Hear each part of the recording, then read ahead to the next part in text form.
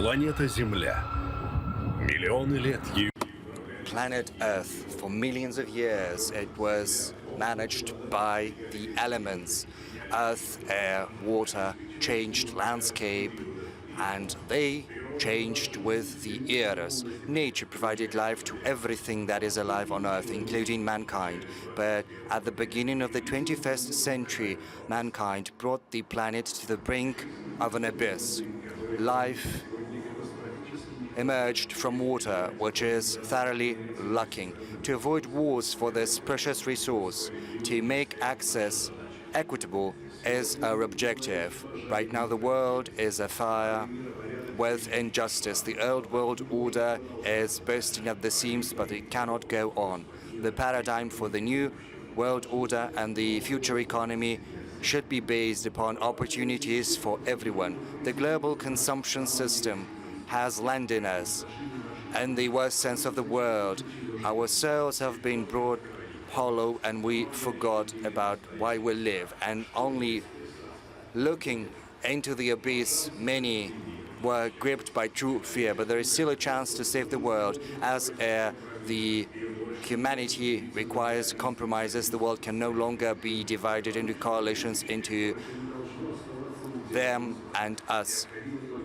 We need to listen to one another and have the courage to take unpopular but important decisions. Russia is open to global changes. We are a territory that brings together the West and the East. We're a bridge for economies and cultures, a bridge for the future. We offer new opportunities to emerge from the crisis, from wars and conflicts.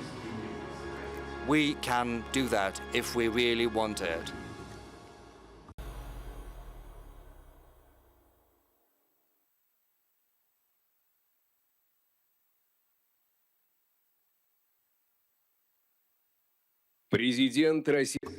President of the Russian Federation, Vladimir Putin. President of the Republic of Kazakhstan, Kassym-Jomart Tokayev. Moderating the plenary session is Margarita Simonyan.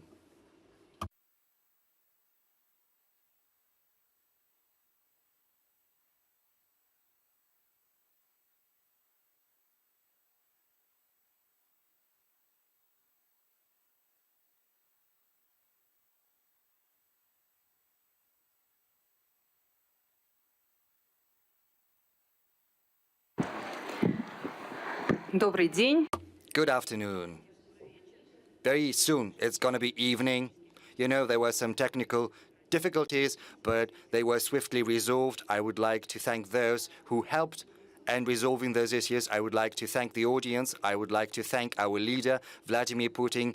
As usual, you found the time to speak at the forum to tell us what is awaiting us from the economic point of view, but in other domains as well. Thank you, President Tokayev, for finding the time to come here, because it's not that simple. Thank you for supporting both our forum and our country. We appreciate that enormously. We have questions ahead, and probably you're not going to be pleased to listen to all of them, and I'm not going to be pleased to ask all of them. We would like to talk only about the good things, but it's not going to be able it's not going to be possible. But meanwhile, I would like to invite President Putin to the podium to speak. Thank you, President Tokayev. Friends, colleagues, I would like to welcome the participants and the guests of the anniversary 25th St. Petersburg International Economic Forum. It's taking place in a difficult time for the whole of the world community. The economy, the markets, the very principles of the global economic systems have come under threat. Many trade, manufacturing, logistical ties earlier disrupted by the pandemic are being tested yet again. Moreover, such key business notions as the goodwill, the sacrosanct nature of property and trust in world currencies have been significantly undermined, unfortunately, by our colleagues in the West. And it was done deliberately for the sake of ambitions to preserve outdated geopolitical illusions. Today, I would like to expound on my view, on the view of the global leadership about the current state of affairs in the global economy. I'm going to dwell on how Russia is acting amid these conditions and how we plan our development in this constantly shifting situation. 18 months ago, I spoke at the Davos Forum and I emphasized once again that the unipolar world order era was over. And I would like to take this issue up once again because it's still relevant, despite all the attempts to preserve the old world order. You know, it's only the natural course of history. Change is the natural course of history because civilizational diversity of the planet and the richness of cultures can hardly be reconciled with political, economic, and other ready-made templates. Templates won't fly there. Templates that are rudely, categorically being imposed from one single center on others. This very idea is flawed. This very idea that there is one, albeit powerful power with a small bevy of close, privileged partners. And all the norms for business community, for international relations when needed, are given an interpretation to benefit these countries. So it's a one-way street, as it were. And the world, based on such dogmas, by its very nature, is unstable. The US declared a victory in the Cold War and later came to think of themselves as God's own messengers on planet Earth who have no duties, only interests. And the latter are declared as sacrosanct. It's as if they choose to ignore that over the recent decade, the planet has seen the emergence and increasing prominence of new powerful centers. Each and every center is developing its own political systems, social institutions, implementing their own economic growth models, and certainly they have the right to protect them and to ensure their national sovereignty. I'm talking about objective processes, about truly revolutionary tectonic shifts in geopolitics, global economy, and in technology, and the very system of international relations, which are seeing a growing role of dynamic, promising countries and regions whose interests it's no longer possible to ignore. I reiterate, these are fundamental, truly revolutionary and inexorable changes.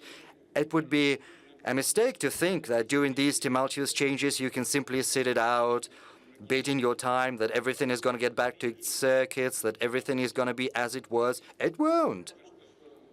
And yet, it seems as if the ruling elites of certain Western countries are laboring under precisely these very illusions, choosing to ignore the obvious, persistently clinging to the ghosts of the past. In particular, they think that the domination of the West in global politics and economics is a constant, but nothing is peremptory, nothing is eternal. Moreover, our colleagues are not simply denying the reality. They are trying to oppose the course of history, thinking in the past categories, laboring under their own delusions about countries that live outside the so-called golden billion. They think that the rest of the world is periphery, their own backyard. And they still treat those countries as their colonies, and people who live there, well, they are considered to be second-rate because they think of themselves as exclusive, as something first-rate, and that's why they have this irrepressible desire to economically crush those who break the mode, who refuses to blindly follow. They rudely and brazenly obtrude their ethics, cultural and historical views, sometimes call into question the sovereignty and integrity of countries and threaten their own existence. Suffice it to remember what happened to Yugoslavia, Syria, Iraq. And if they fail to keep these rebels, so to speak, in check, they try to isolate them and cancel. They use everything: sport, the Olympic movement, bans on culture and art masterpieces, due to the sole reason that their authors have their own origins. And this is the nature of the current bout of Russophobia in the West, as well as the reckless sanctions against Russia. I would say reckless and insane sanctions. The number and the rate at which these sanctions are rubber-stamped, well, it's unprecedented. I understand the rationale. They tried to crush Russian economy in one go by force, disrupting business chains, making Western companies leave the Russian market, freezing our assets, dealing a blow to the industry, to finance, to the level of life of our people. But it didn't work. The Russian enterprises and government authorities worked in a composed and professional manner. The citizens stand united and they assume responsibility. We're normalizing the economic situation. We stabilized the financial markets, the banking system, the trade system, and we injected liquidity and working capital into the economy to ensure the sustainability of enterprises and companies, employment and jobs. The gloomy predictions with regard to the prospect of the Russian economy that we heard in the beginning of spring didn't realize, but I understand where this propaganda campaign comes from, where these mantras about the dollar at 200 rubles and the inevitable and rapid collapse of our economy. This is a tool of information warfare, a factor of psychological influence on our society and on our business circles. Incidentally, some of our experts fell victim to this external pressure, and their calculation and estimates, they assumed that our GDP would inevitably plummet and ruble would depreciate critically, but the life itself proved wrong, these predictions. But I would like to emphasize that in order to be successful, we need to be frank and realistic in our assessment of the situation. We have to be independent in drawing our conclusions and believe in ourselves. We're a strong nation, strong people, and we are up to any challenge. And as our forefathers, we can find a solution to any task. And this is proved by the 1,000 years of history of Russia.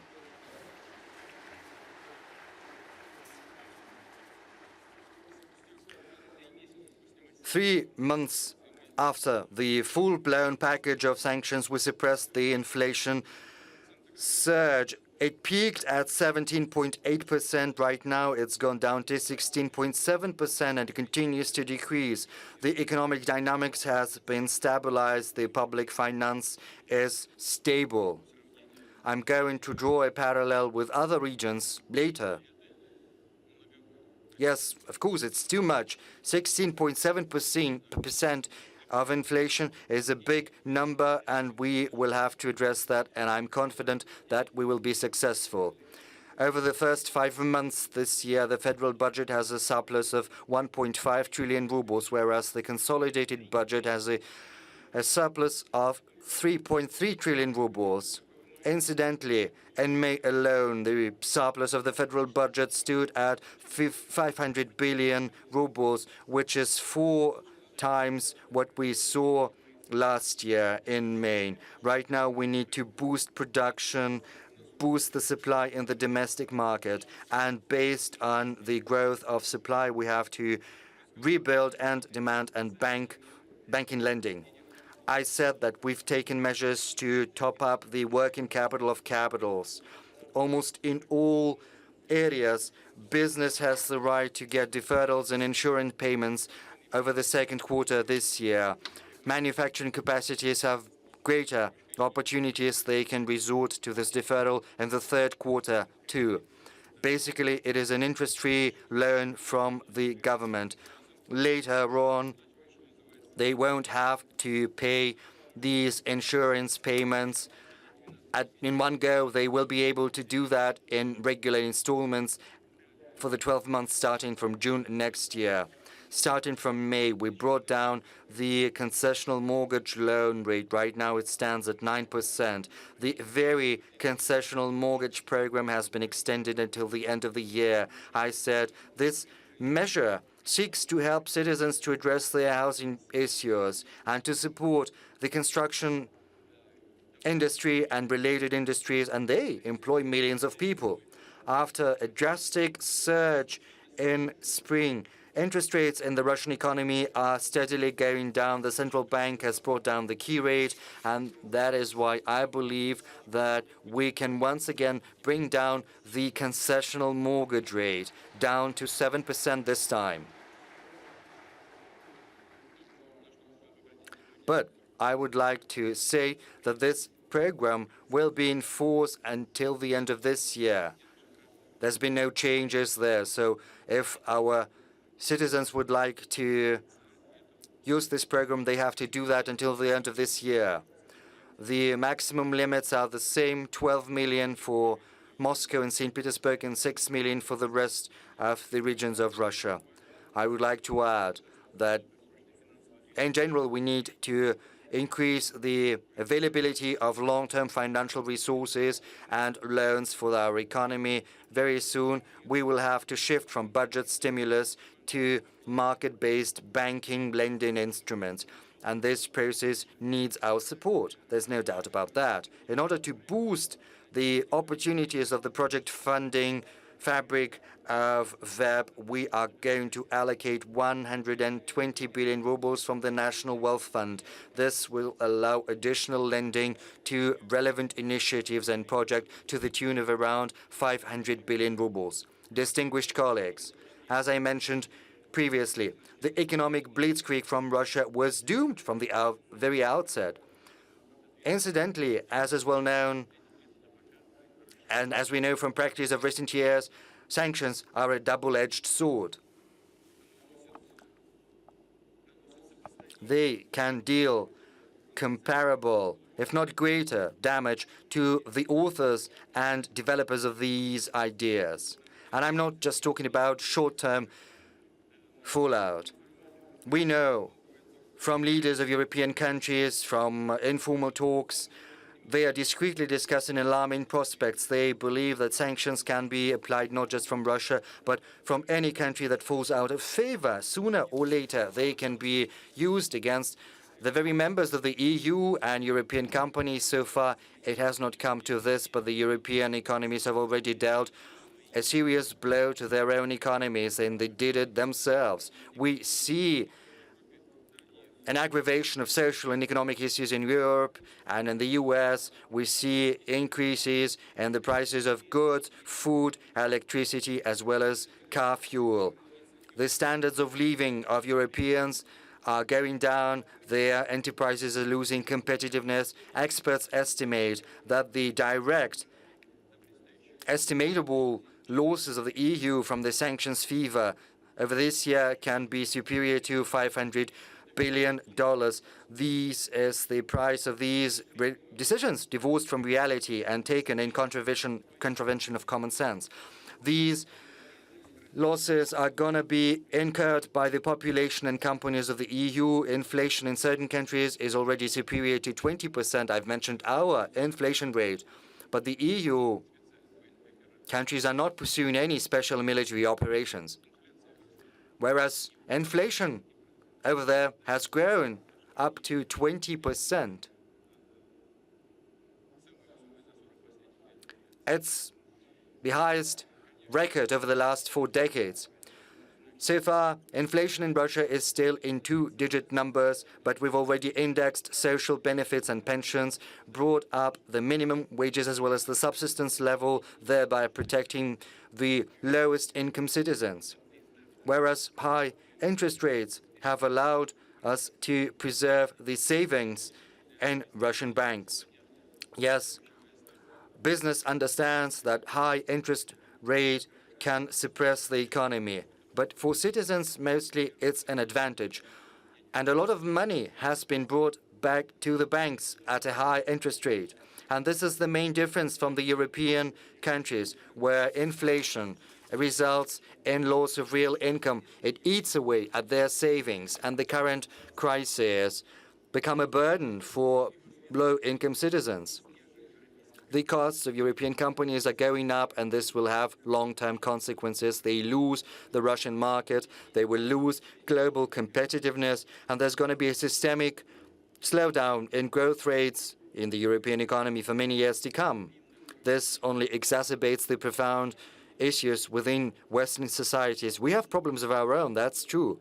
But this is something we have to say, because they're only constantly pointing a finger at us, and they've got problems of their own. And this is something I spoke about in Davos. European politicians And the developments of this year will result directly in deeper inequality in these countries. This will drive a wedge even further into their societies. And it's not just about the wealth, but also differences in values between different groups in these societies. So far, these controversies are suppressed and swept under the carpet. Democratic procedures and elections in Europe, sometimes I watch at what's happening there, who arrives in power. It seems as nothing but a facade, because political parties that resemble one another as twins alternate in power, but the very essence remains the same. Real interests of their citizens and national businesses are relegated even further to the background. This loss of touch with reality, with the needs of society, will inevitably result in a recrudescence of populism and a surge in extreme radical movement, as well as social, economic, and political changes, as well as degradation and change in elites. You see, traditional parties are constantly losing in elections. New entities emerge. But if they're hardly different from traditional parties, they do not have many chances of success. All attempts at putting a brave face on a sorry business, all discussions about acceptable losses for the sake of fake unity cannot hide one single fact. The European Union has completely lost its sovereignty, whereas its bureaucratic elites are dancing to someone else's tunes, taking everything what's being dictated to them, dealing harm to their population, to their businesses, to their economy. What is also important is that the deteriorating economic situation is not happening over the recent months. I believe this to be of great importance. This is not a result of what happened over the recent months, nor is it the result of the special military operation pursued by Russia in Donbass. Whoever says that is blatantly and deliberately twisting the facts. A strong spike in inflation in commodity markets and goods markets happened long before this year's developments. The world had long been following this path over the recent years due to the reckless macroeconomic policies pursued by the G7 countries.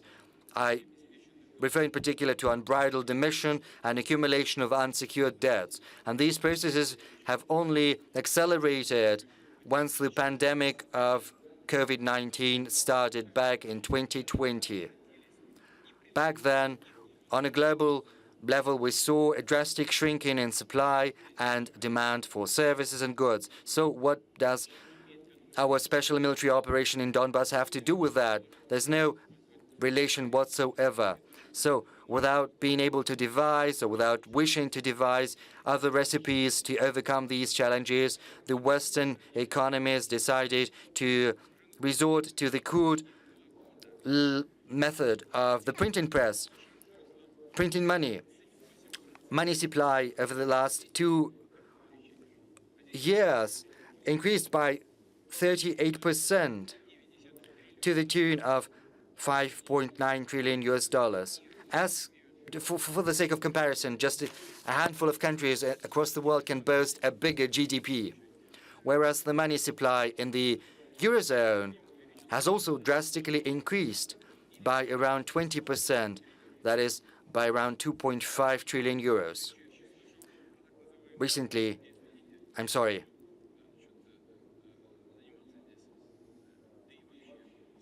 I don't like to mention myself, but very often we hear about the so-called Putin-inspired inflation in the West, and when I hear that, I think that it's just plain stupid.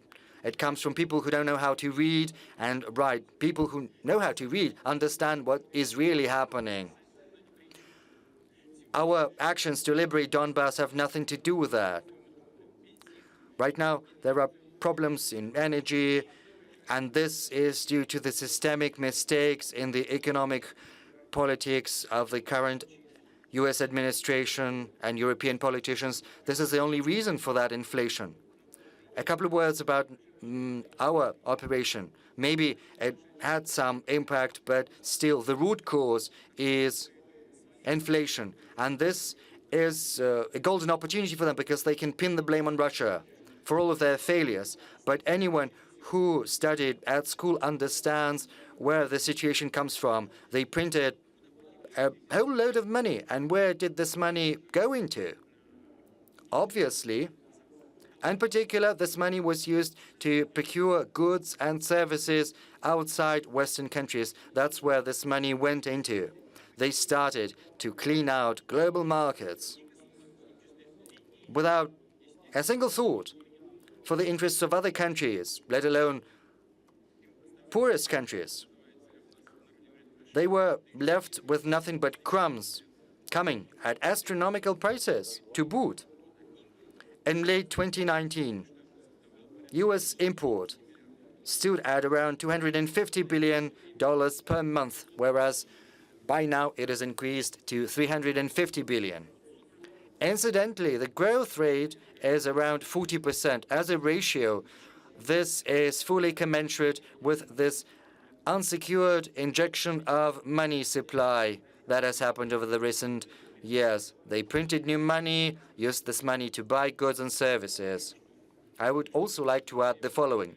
For a long period of time, the U.S. was a big supplier in the food market, and quite justifiably, they were proud of that. They were proud of their agriculture, farming traditions. It was a good example for many, us included. But right now, the role of America is drastically changed. It used to be a net exporter of food, and right now it's a net importer. In other words, they print money and they divert goods flows to their benefit, buying food from across the world. Even higher rates of import growth can be seen in the EU. Yes, this increase in demand, which is not secured by the supply of goods, has set off a wave of global inflation. That's where it comes from. Over the last 2 years, everything in the world has become pricier. Commodities, consumer goods, and food. And these countries continue to import. But right now, the mismatch between import and export is different. Right now, import is by 17 billion or so more than export. According to the UN, in February this year, the food price index stood at 50% more than May 2020, whereas the aggregate commodity price index doubled over the same period of time. Amid this inflationary storm, many developing countries are asking the only reasonable question: why change goods for dollars and euros that are depreciating in front of us? The conclusion begs itself. The economy of simulacra is inevitably going to be replaced by the economy in real assets and values. The IMF estimates that the world currency reserves currently have $7.1 trillion and 2.5 trillion euros, and this money is depreciating at the rate of around 8% per year. Moreover, this money can be seized and stolen if the U.S. doesn't like something about the policies pursued by this or that country, and this has become a reality for many countries that still have their currencies in foreign currencies. Experts estimate, and this is just objective analysis, in the next years, global reserves will start to be converted. Well, given the deficit, they will be converted from depreciating currencies into real resources. And the countries will pursue this path. I refer to such real resources as food and energy, and this process will only push forth the dollar inflation. Regarding Europe, the rising prices are further exacerbated by their fiascos in the energy policy they pursue.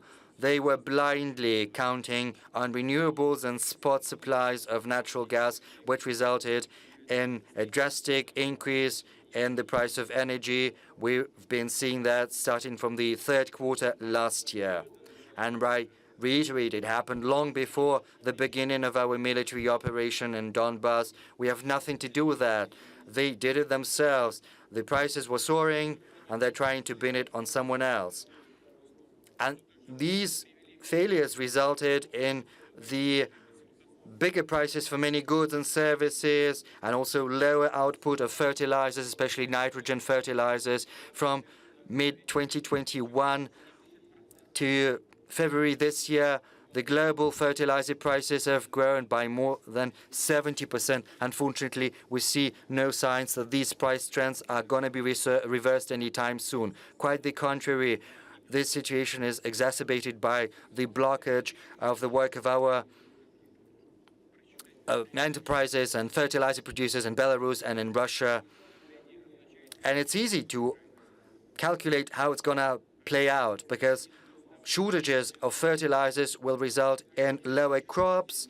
There's going to be a bigger risk of undersupply of food for the world market. Prices will climb further up, and this carries the risk of famine in the poorest countries. And of course, the blame is on the US and the Euro bureaucracy.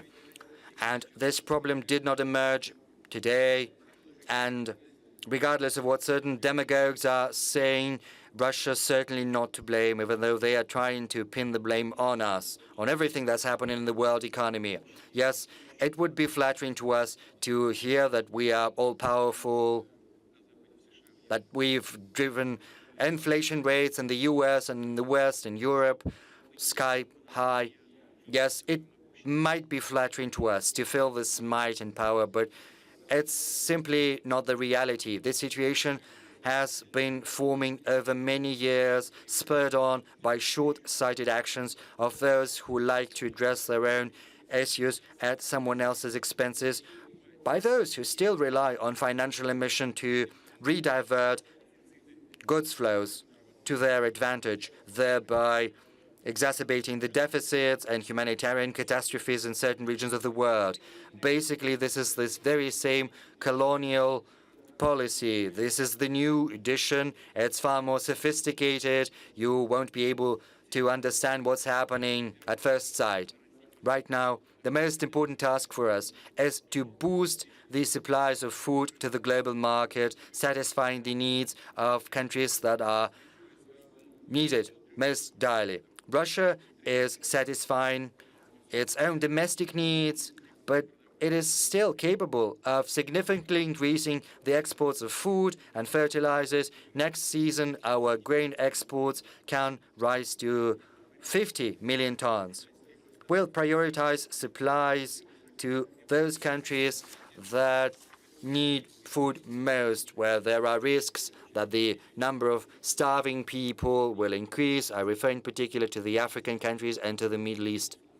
At the same time, there are problems, and once again, we're not to blame for those difficulties. Yes, officially, Russian grain, food, and fertilizers, incidentally, the US imposed sanctions on fertilizers, then the Europeans followed the suit.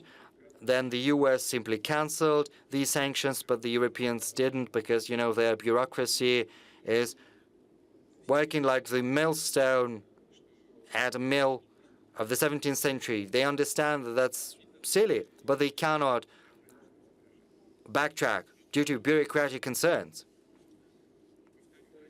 I reiterate, Russia stands willing to make its own contribution to rebalancing the world agricultural markets.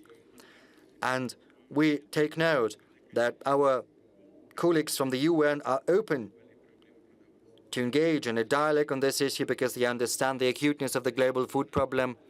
We could talk in the course of this discussion about creating normal conditions from the point of view of logistics, finance, and transport to boost Russian exports of food and fertilizers. Unfortunately, there are many speculations about other matter, about Ukrainian supplies of food to the world markets. We're not preventing these supplies because we were not the ones to plant mines around their Black Sea ports. They can demine that, and we will ensure the security of these vessels. No doubt about that. But the U.S. Department of Agriculture estimates that it's 6 million tons of wheat. We believe it's 5 million, another 7 ton of corn. But, 800 million tons of wheat is produced across the world, so 5 million is a drop in the bucket. Moreover, there are opportunities to export that. You can do that through the Black Sea ports, through Belarus, through Poland, through Romania. There are paths, there are 5 or 6 routes that can be used. So we are not the ones to blame. It's about how reasonable the people sitting in Kiev are. It's up to them to decide.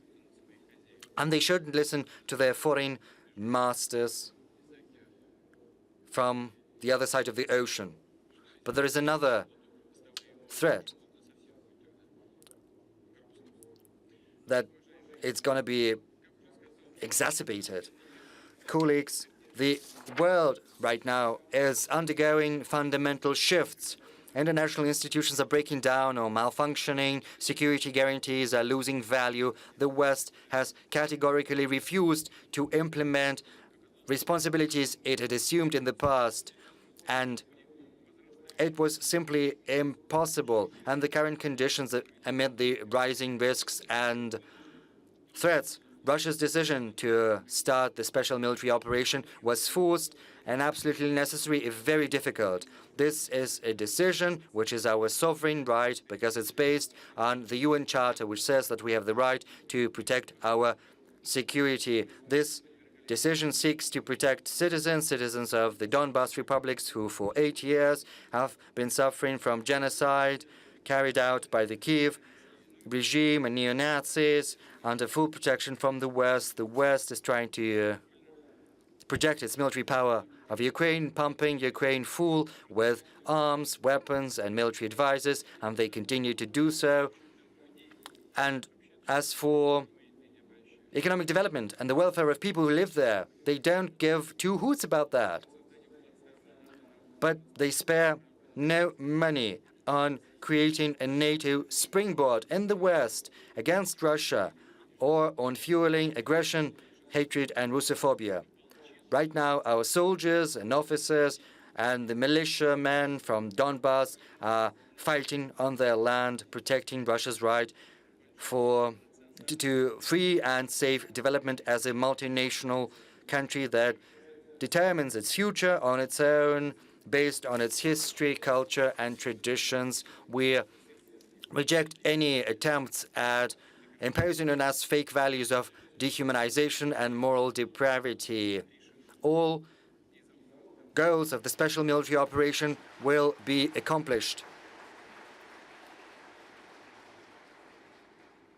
which is reinforced by the courage and heroic actions of our warriors, by the consolidation of Russian society, whose support inspires strength and confidence in our army and navy, by the understanding of the truth and historic justice of our cause of building a strong sovereign Russia. I would like to emphasize that in the 21st century, sovereignty cannot be partial nor fragmentary. All of its elements are equally important. They strengthen and complement one another. That's why it's not just important to protect our political sovereignty and national identity. We should also reinforce everything that underlies our economic autonomy, our financial, human, technological self-sufficiency and independence. The very framework of Western sanctions is based on the false, erroneous assumption that Russian economy is not sovereign, that it's critically vulnerable. And they were so caught up in spreading the myths about Russia's backwardness and the weakness of our position in the world economy and trade that they came to believe their own inventions. They were simply ignoring real facts. They were ignoring how much our country has changed over the recent years.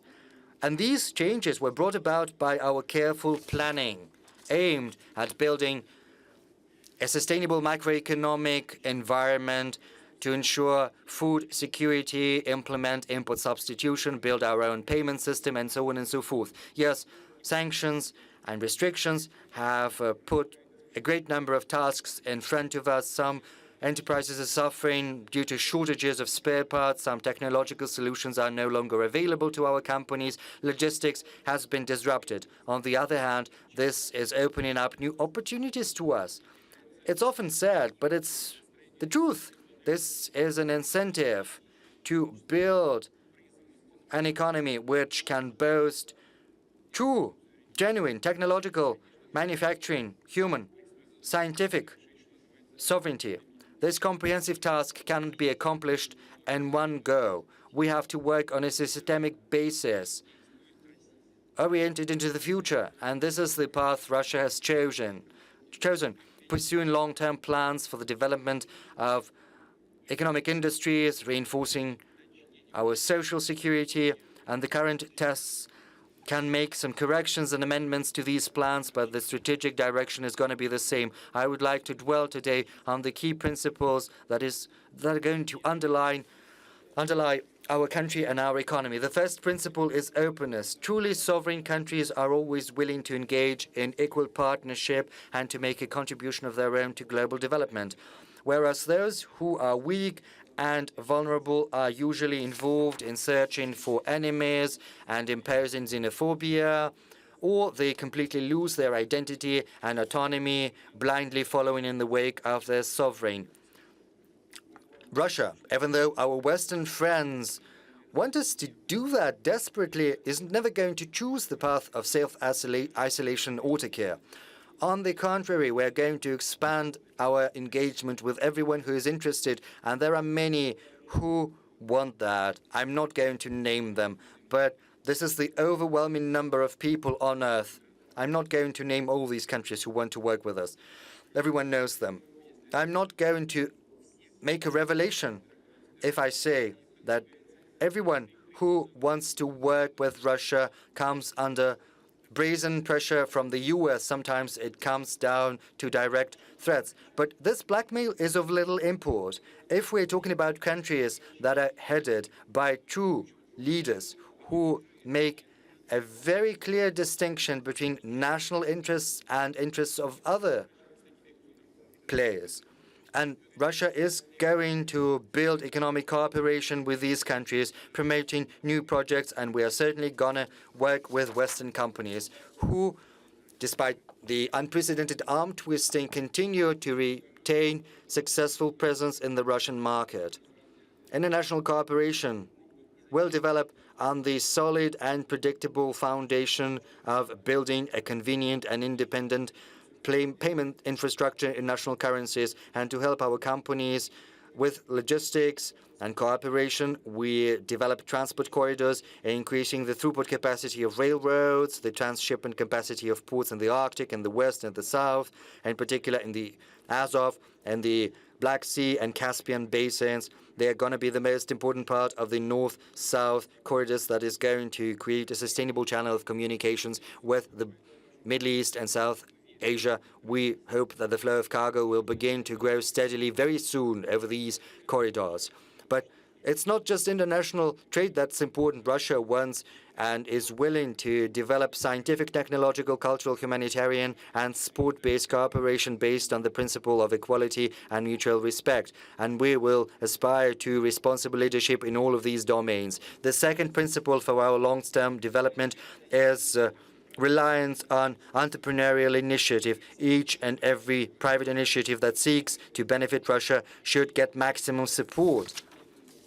The pandemic and the current developments have once again demonstrated to us the importance of flexibility and economic liberties. Private business, even amid harsh conditions, has shown that it's willing and ready to compete in the global markets, and they adapt to the shifting environment thanks to private business.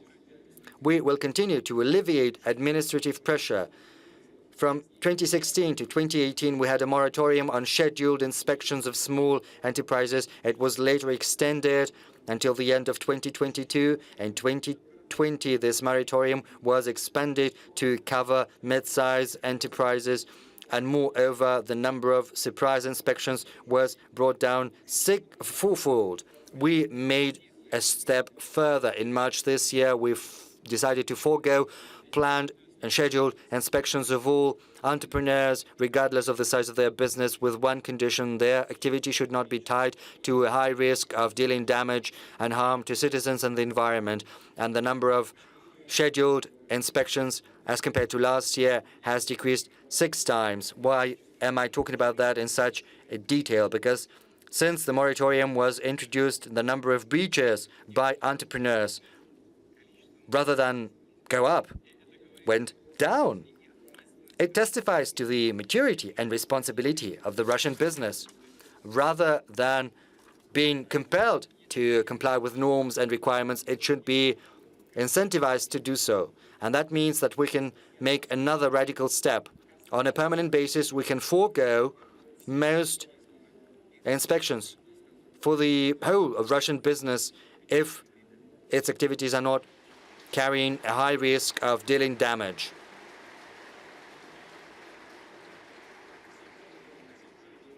Everyone understands for quite some time there is no need to go around and inspect each and every one.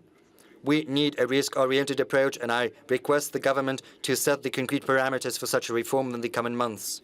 Another sensitive issue for our business. It is also an issue of national security and economic sustainability. In order to decrease and minimize any type of abuse, any loopholes that allow exerting pressure on entrepreneurs, we are consistent in removing and abolishing vague norms of criminal legislation with regard to so-called economic crimes. In March, a law was signed according to which criminal charges against entrepreneurs that are tax-related will only be brought at the initiative of the tax service, and very soon a draft law is going to be adopted on the statute of limitations and also on the dismissal of criminal charges once the tax arrears have been paid in full. And we have also need in decriminalizing a number of other economic crimes, such as those related to working without a license or without accreditation. This is a very fine issue due to the illegitimate actions of our Western partners. They refuse us these licenses. In these types of situations, our government agencies should not, push our companies towards crimes. You understand what kind of the situation we're in. And those who work in small and medium enterprises, the license runs out, and the Western companies are not extending these licenses. So what are they to do? Are they to shut down their business? Of course not. Moreover, we should think about increasing the threshold for responsibility in case of arrears in customs and other obligatory payments. Moreover, it's been very long since we updated the parameters for defining big damage, and particularly big damages despite the inflation, and also there is a mismatch. The accumulated inflation is around 50%, and there's no update for a very long time. We also need to revisit the grounds for detention against entrepreneurs and also set the deadlines for pre-trial investigations. We understand that these norms are very often resorted to when there is no objective necessity to do so. As a result, some companies have to suspend their activities or outright shut down, and this incurs losses. They can lose their market standing, jobs, their goodwill and authority and reputation of their leaders. And I would like to draw the attention of our law enforcement agencies to this matter. They need to put an end to this practice, and I would like to request the government to work together with the Supreme Court to draft the requisite amendments to the legislation, and I would like them to do that before October the 1st this year. On an additional note, through the Security Council, I have instructed to carry out a special analysis of the cases when criminal charges are brought but do not reach trial, and the number of such cases has significantly grown over the last year. Everyone understands why this happens. Very often, there are no sufficient grounds to bring charges. Sometimes these charges are used to exert pressure on individuals or companies. We'll talk about additional measures, and we'll talk about how to organize the activities of our law enforcement agencies. no doubt. Modern business environment is facilitated by regional management teams. At SPIF, as a tradition, I take note of those Russian regions that have achieved great headway in national investment climate score that's prepared by the Strategic Initiative Agency. We have certain changes in the first three rankers. Moscow and Tatarstan this year, and they're still leaders, are joined by the Moscow region. It jumped to the third place from the eighth place. Among the top rankers are Tula, Nizhny Novgorod, two men, Novgorod, Sakhalin, region St. Petersburg, and Bashkortostan. On a particular note, I would like to take note of the regions that have made most progress. These are Kurgan region by 36 positions, Perm and Altai Krai by 26 positions, and Gushetia by 24 positions, and Ivanovo region that has risen 17 positions. I would like to offer my congratulations to my colleagues from these regions, and I would like to say thank you to them. The federal government is also paying particular attention to supporting business initiatives of our citizens in small cities and remote areas, in rural areas, and the same goes for the regional and the municipal level. And we have some success stories, such as software, environmentally friendly goods, self-made products across the country that are being sold through Russian marketplaces, online marketplaces. We need to create new opportunities, implement new models of trade, including e-trade platforms. We need to bring down logistics, transport, and other types of costs, in particular through the modernized offices of the Post of Russia. We have to help the employers of small companies, self-employed citizens, novice entrepreneurs. We have to help them get additional skills and competencies. We have the relevant measures that target small towns, rural areas, and remote areas and territories, and I would like to enter them as a special category into the national project on SMEs. I would like to address the owners and the heads of big companies and top managers, colleagues, friends. Genuine, solid success, sense of dignity, and self-respect only come when you tie your future and the future of your children to your country, to your homeland.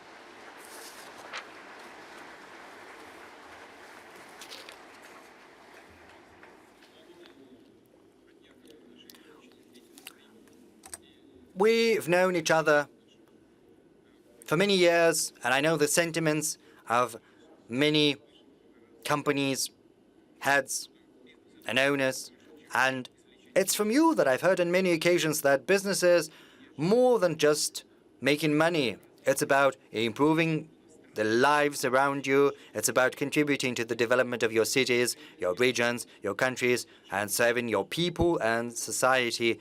This cannot be replaced by anything else. This is the very essence of business. And the recent developments only vindicate that. It's safer home. And those who chose not to listen to this obvious message lost hundreds, if not billions, hundreds of millions, if not billions of dollars in the West. And that's how this safe haven for capital turned out to be. Once again, addressing colleagues who are here in the hall and those who are not here, I would like to call on you not to fall into the same trap again, because our country boasts a huge potential, and there is a host of issues that need to be addressed at home. Invest at home. Invest into new enterprises and jobs and tourist infrastructure, support schools, universities, healthcare, social security system, culture, and sport. I know that you are doing that, many of you. But I would like to emphasize that once again. That was the high understanding of their lofty mission by the Bakrushins, Morozovs, Shukins, Rabushinskis, Akhturins, Gailevs, Apanayevs, Matsievs, by Mamontov, Tretyakov, Arsenov, Dadashev, Gadzhiev, many Russian, Tatar, Buryat, Chechen, Dagestans, Yakutian, Ossetian, Jewish, Armenian, merchant and entrepreneurial families and representatives of other peoples of the multinational Russia. And these people have entered their names into the annals of our history. Incidentally, on a particular note, I would like to highlight the following. For possible successors of the capital, I don't know what's more important, the money they get, the property, or maybe the goodwill, the good name, and the contribution of their forefathers to their country's future. It's not going to be squandered by anyone, pardon this expression. And the good name is going to be with the descendants. It's going to follow them from many generations to many generations. It's going to be a better support than money and property. Distinguished colleagues, the third principle of our long-term development is a responsible and well-balanced macroeconomic policy. It's precisely this policy that has allowed us to withstand the unprecedented sanction pressure. And this policy is important not just to respond to the current threats, but in the long run as well. We're not going to relive the tragic experience of our Western colleagues who have set off the inflation spiral and thrown their finance into disarray. Our goal is to develop our economy steadily for many years to come, decrease the inflation burden for citizens and business, and achieving the long and mid-term target of inflation. We want 4%.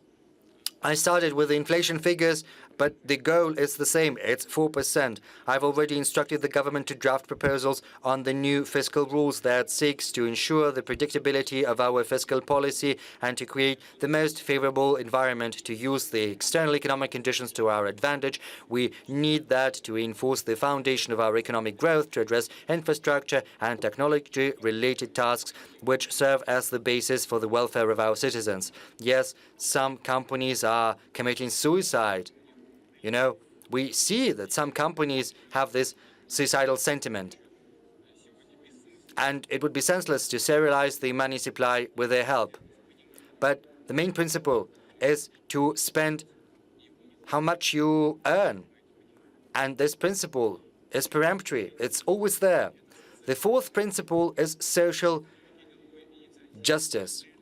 Economic growth, business initiative, industrial capabilities, scientific technological potential of Russia should translate into social advancement. And this development should lead to decreasing inequality rather than exacerbating it, as it happens in some countries. We are not champions or the leaders in addressing these tasks.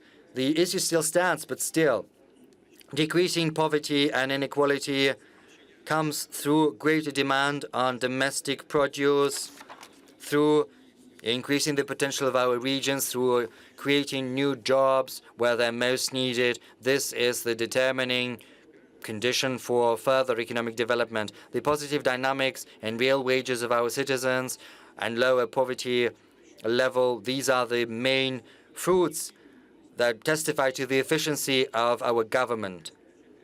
And we need to improve and to address the objective difficulties. This year, this is the task set forth before the government, and we have to protect the most vulnerable groups, pensioners and families with children, those who found themselves in dire straits. On a yearly basis, pensions are growing at a rate superior to the inflation rate. This year, they were increased twice. And starting from June the 1st, by additional 10%.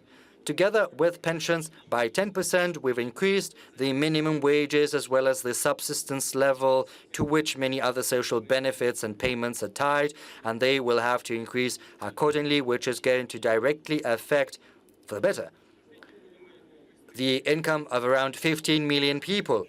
Over the recent years, we have set in place a comprehensive system to support low-income families with children, and women can get support from pregnancy until their children reach 17 years.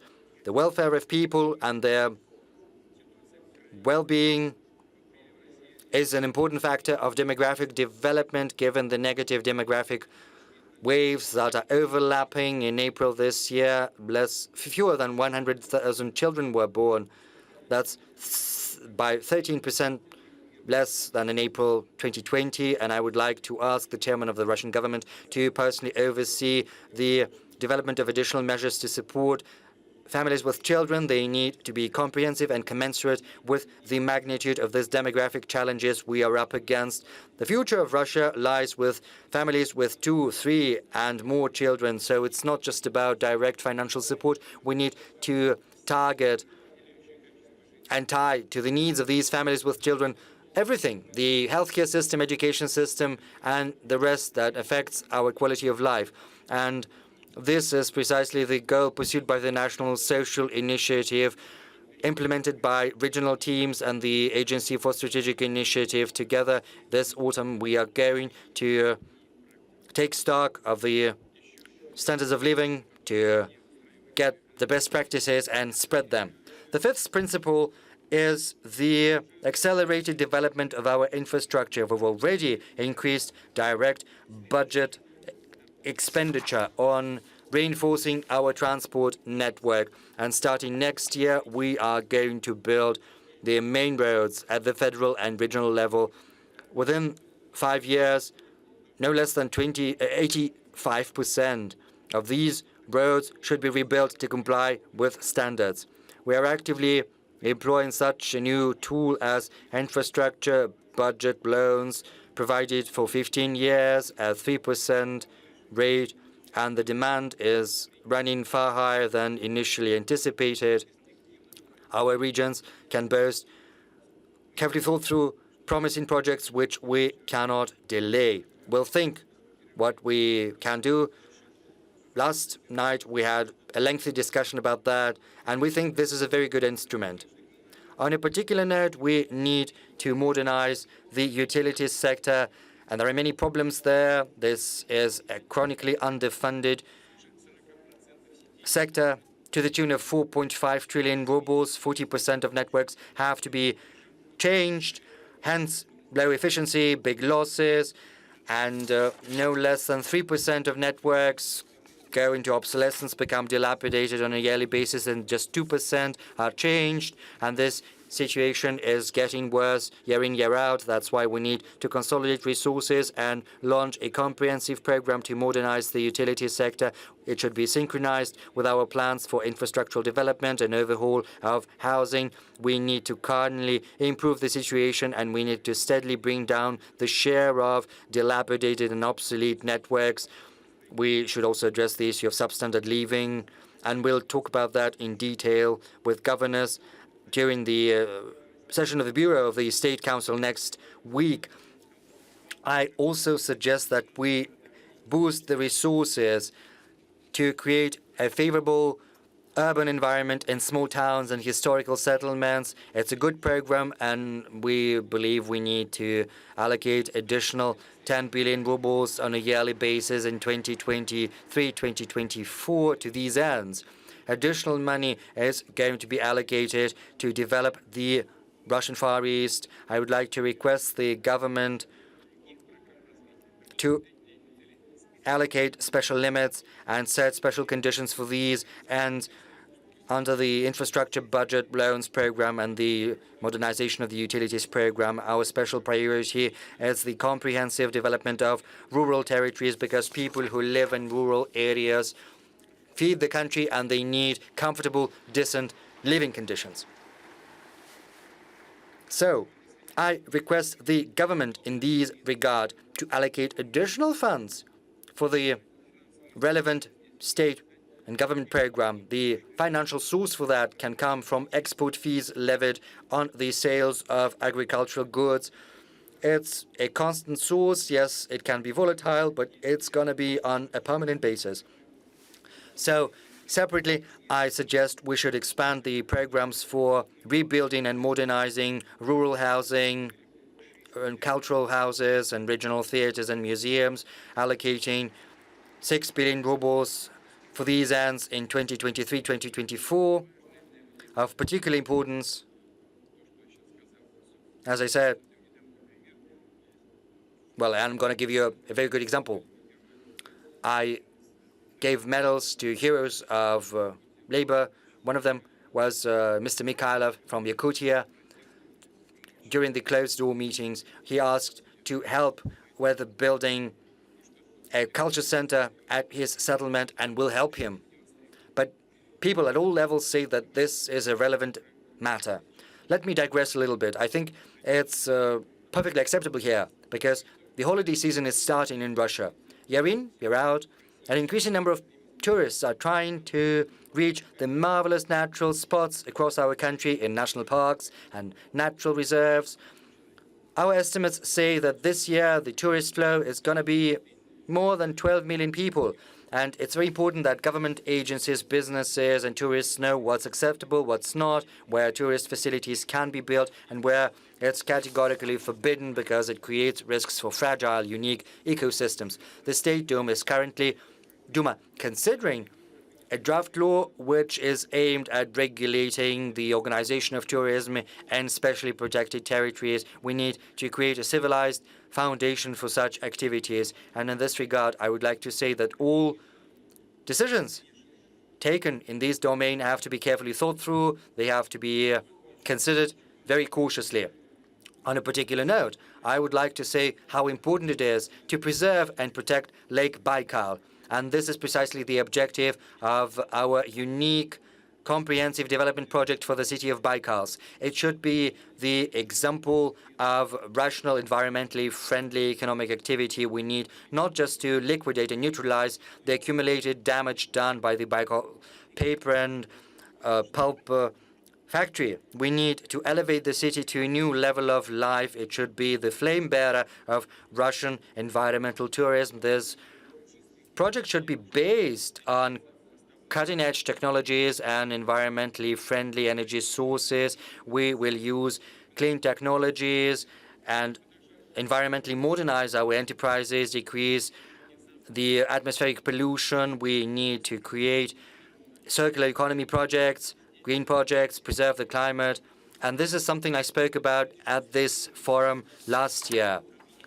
And we also come down to the sixth cross-cutting principle of our development, which is the achievement of technological sovereignty. We need to create an integral system for economic development that is not dependent on foreign institutions.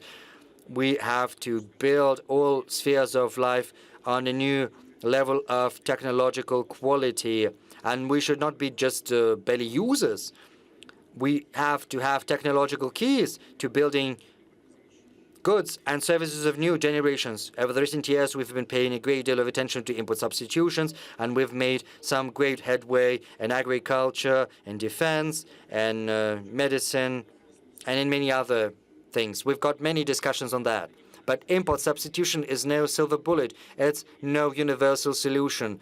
Should we blindly emulate others? Should we try to replace these goods and services with copies, albeit with good ones? We will always be catching up, and we have to be one step ahead.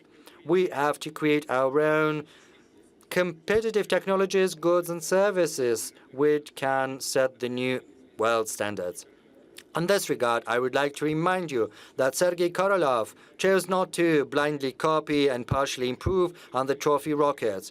He saw into the future, and he came up with a unique package system when building the R-7 rocket, thereby paving the way to outer space for humanity, and he set the standards for many decades to come.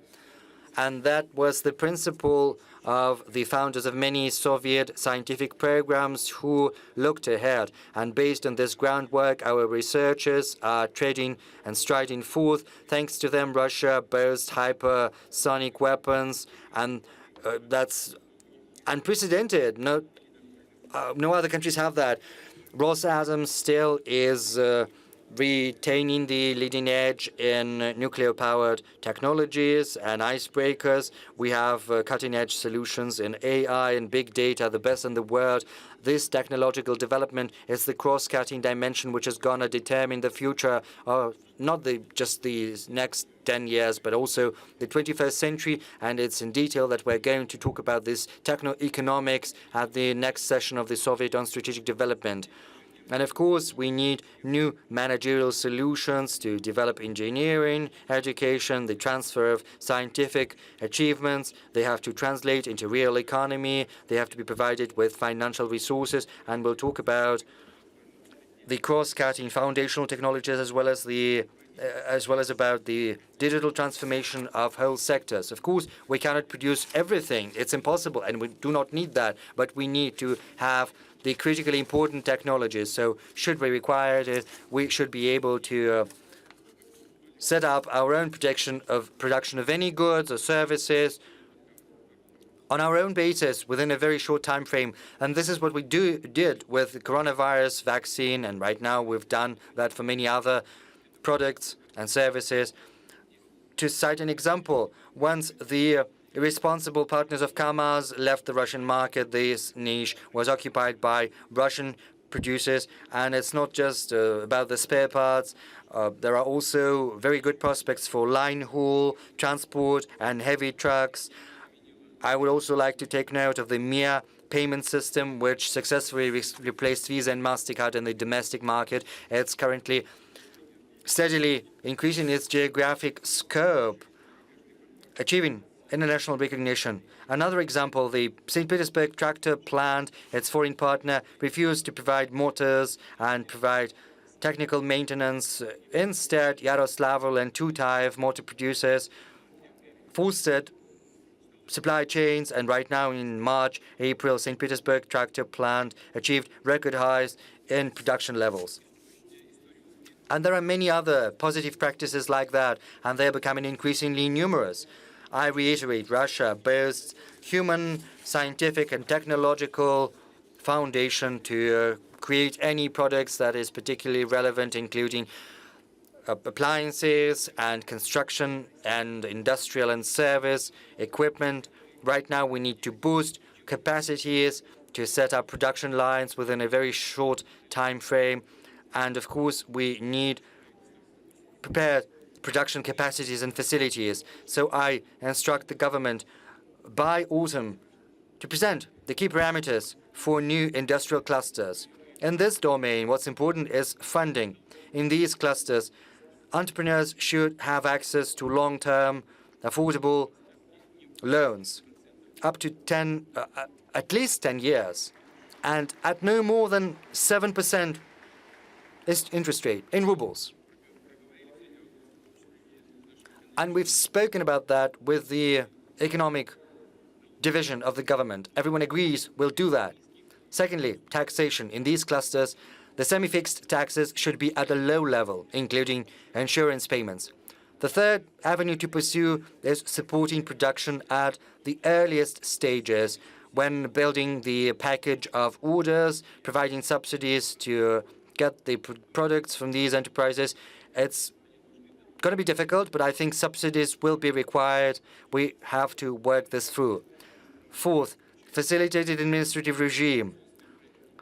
There should be no no inspections or little, very few. And the same goes for taxation and customs. Monitoring should be very light and not cumbersome. Fifth, we need to create guaranteed long-term demand for this innovative production produced and reaching the market. We need a preferential regime for these industrial clusters, and it's going to be in force starting from January the 1st, 2023. I would like to say in this regard that the new poles of growth and the existing one should engage small business, for enterprises, for small organizations. It's important to see where you're going, to see the prospects. And that's why I would like to ask the government to work together with the SMEs Corporation as well as with our biggest companies to launch the tool of long-term contracts with state-sponsored companies and small and medium enterprises, because this will guarantee the demand for the goods produced by these entrepreneurs. This will help them expand their current production capacities or create new ones. We have already decreased the time frames for building industrial facilities. We have removed cumbersome procedures, but there are some margins for improvement, especially if you start from scratch. It takes from 18 months to 3 years, and if you want to buy ready-made industrial facilities, still the interest rates are very high. That's why I suggest we launch a new instrument, namely the industrial mortgage.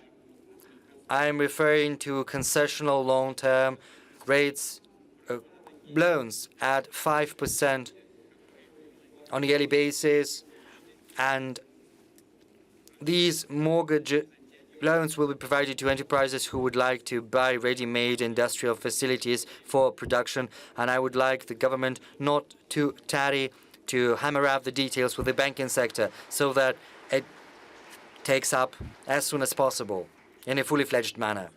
Distinguished friends, the rate and magnitude of changes happening to the global economy, to the finance, and to the international relations are growing.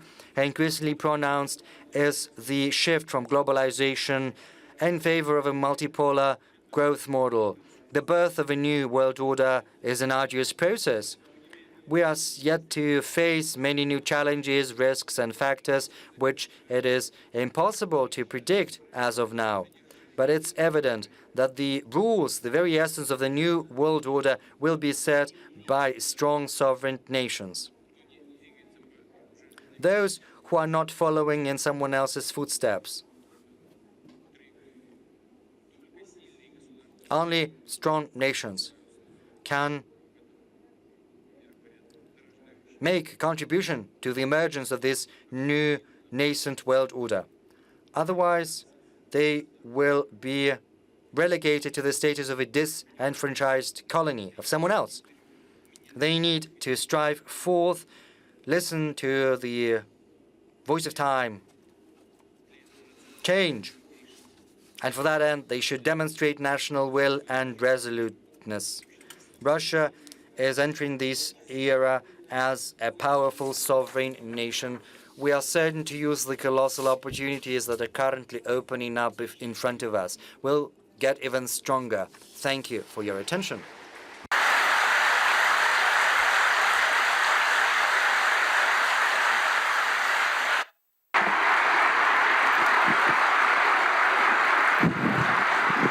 Спасибо, Владимир Владимирович. Thank you, President. You have given a very detailed speech. It is exhausting, and we have nothing else to talk about. However, we have questions to ask, and we'll proceed to questions later. But now I would like to invite Kassym-Jomart Tokayev, President of Kazakhstan. I would like to invite you to the podium and to present your point of view on what's happening in your country, what's happening in Russia, and in the world. Distinguished Vladimir Putin, President of Russia, distinguished members of the forum, participants, I would like to congratulate you on the anniversary 25th St. Petersburg International Economic Forum. I would like to thank President Putin for the invitation for a warm welcome in a cultural capital of Russia. Over 25 years, the St. Petersburg Forum has become an important platform. It's one of the world discussion platforms that are really important. We meet in the context, a special context of economic political turbulence with global disruptions with regards to the pandemic and the geopolitical tensions. It led to a new reality. Globalization was changed by regionalization with all its advantages and inherent drawbacks. Nevertheless, we see the reformation of a traditional economic model and trade routes The world is rapidly changing, unfortunately, in the majority of cases, not to the better.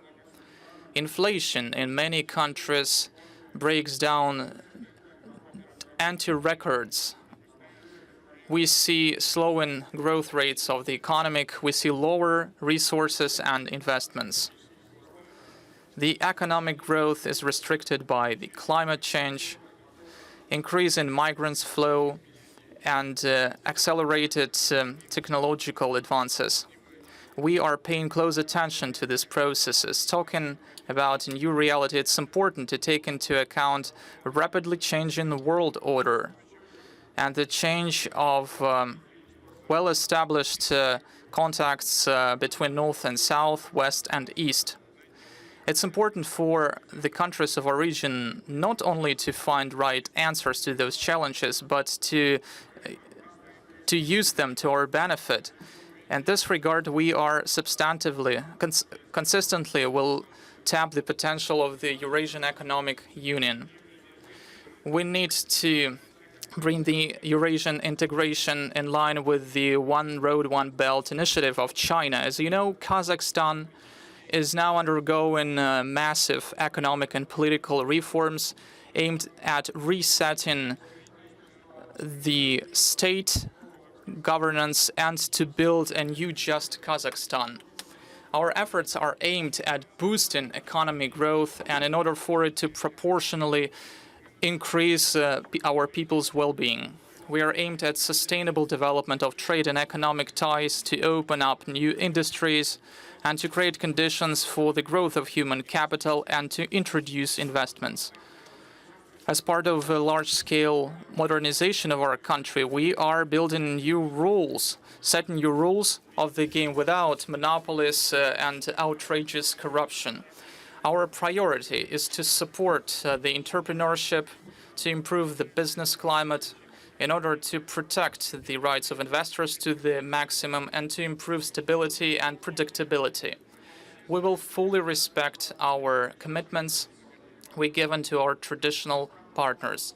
Kazakhstan will continue to pursue the construction of an inclusive, just society and will fight against social inequality. In my opinion, in order to sustainably develop all the countries of the region, it is necessary to set new horizons of cooperation and to create new ways for our economies to grow.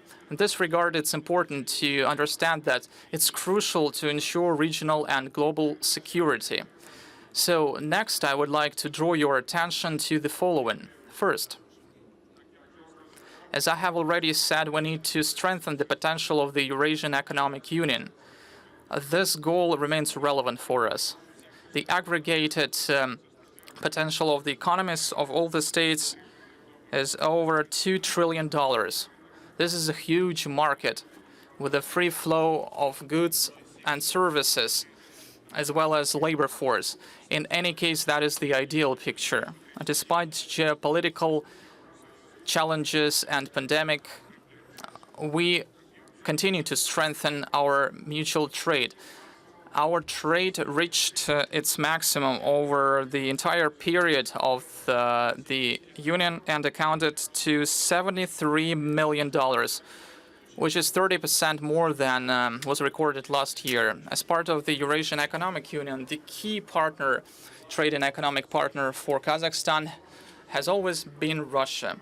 The trade turnover between our countries has increased by 30% and reached the number of $24 billion. This is this is the record for us. And this year, over the first quarter, the trade turnover increased by more than 12%.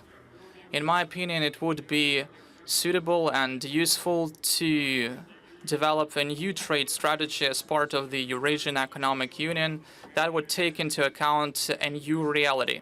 Instead of counter-sanctions that, in my opinion, will not be productive, we should pursue a more active, even proactive, flexible trade policy that would be oriented towards the East and towards Asia and the Middle East, and we can play the role of a buffer market. In general, the long-term success of the Eurasian integration largely depends on the effectiveness of our joint trade strategy. Kazakhstan and Russia can bring industrial cooperation to a qualitatively new level. We have designed a special plan, a program of industrial cooperation in the modern conditions. Russian investors will enjoy industrial platforms with the relevant infrastructure. They will enjoy good investment conditions. These steps have already been made.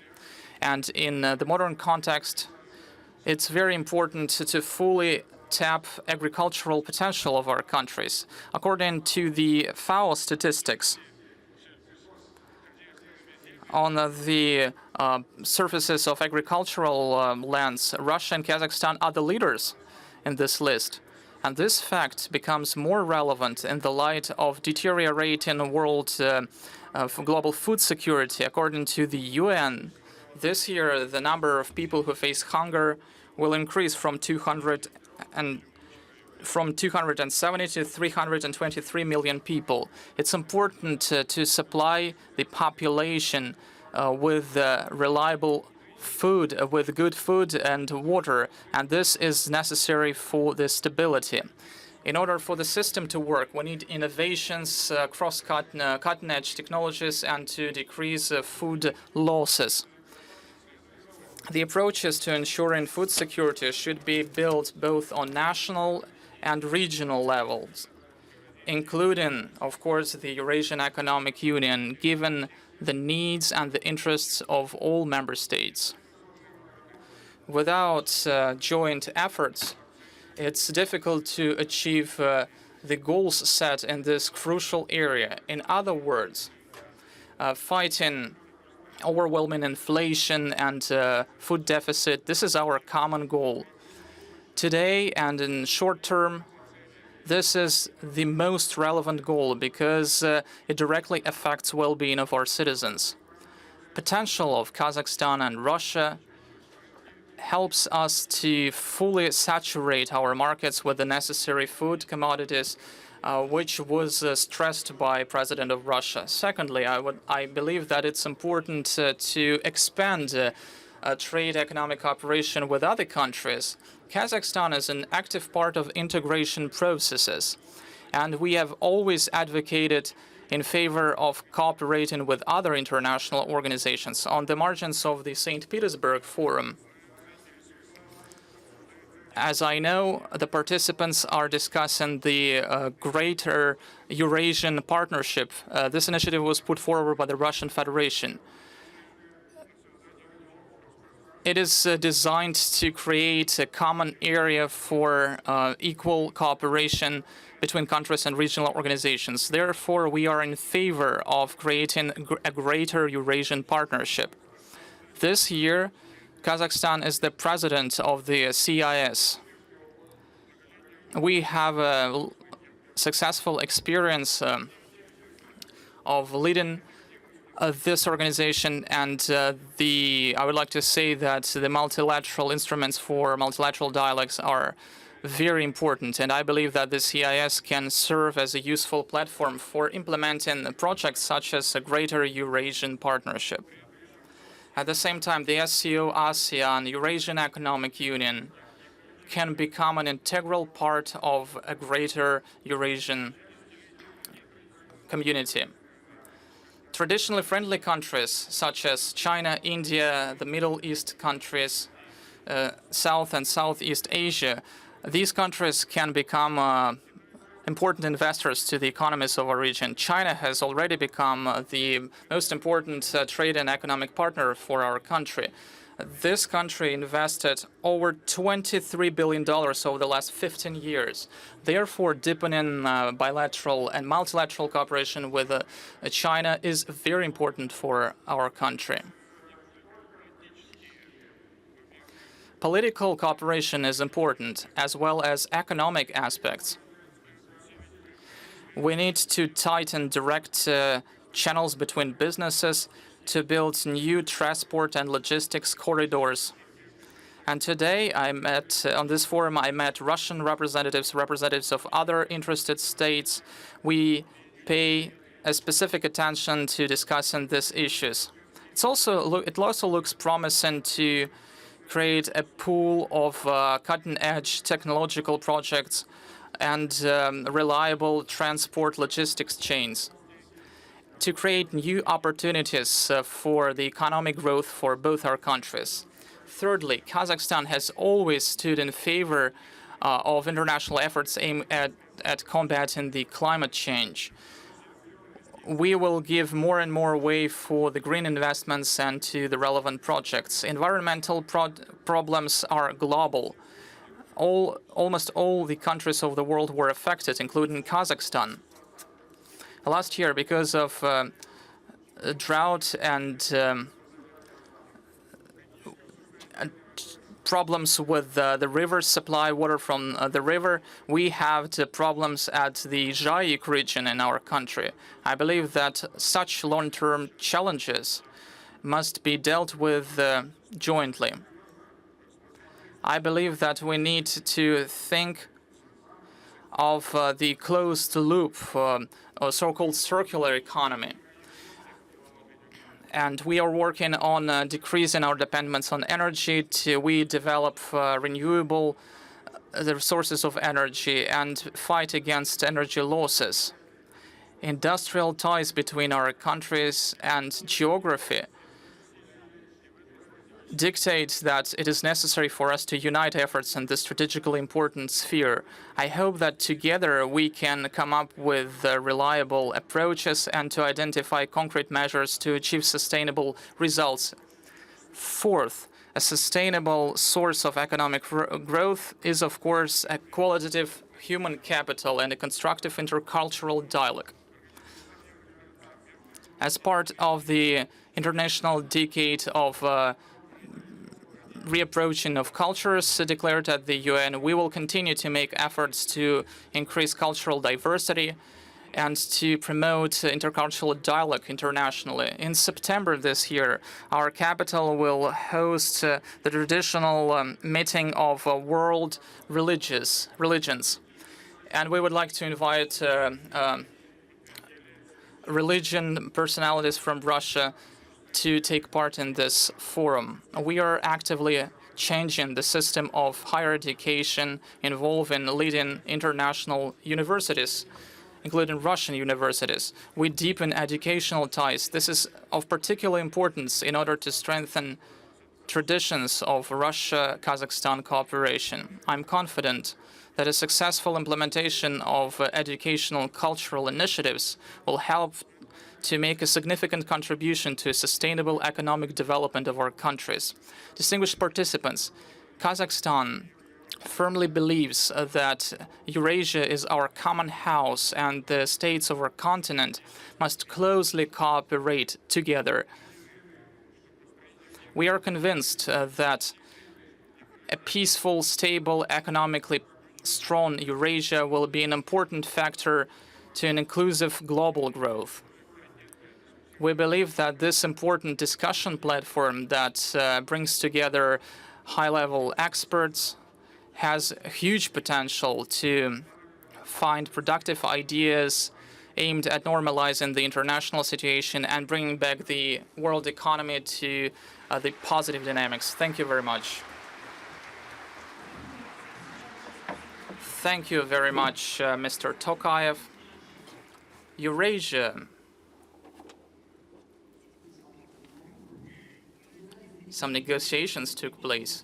Eurasia is indeed our common house, and we would like this house to prosper thanks to our joint efforts. And now we will move to Africa. We have an address by the President of Egypt, Mr. el-Sisi.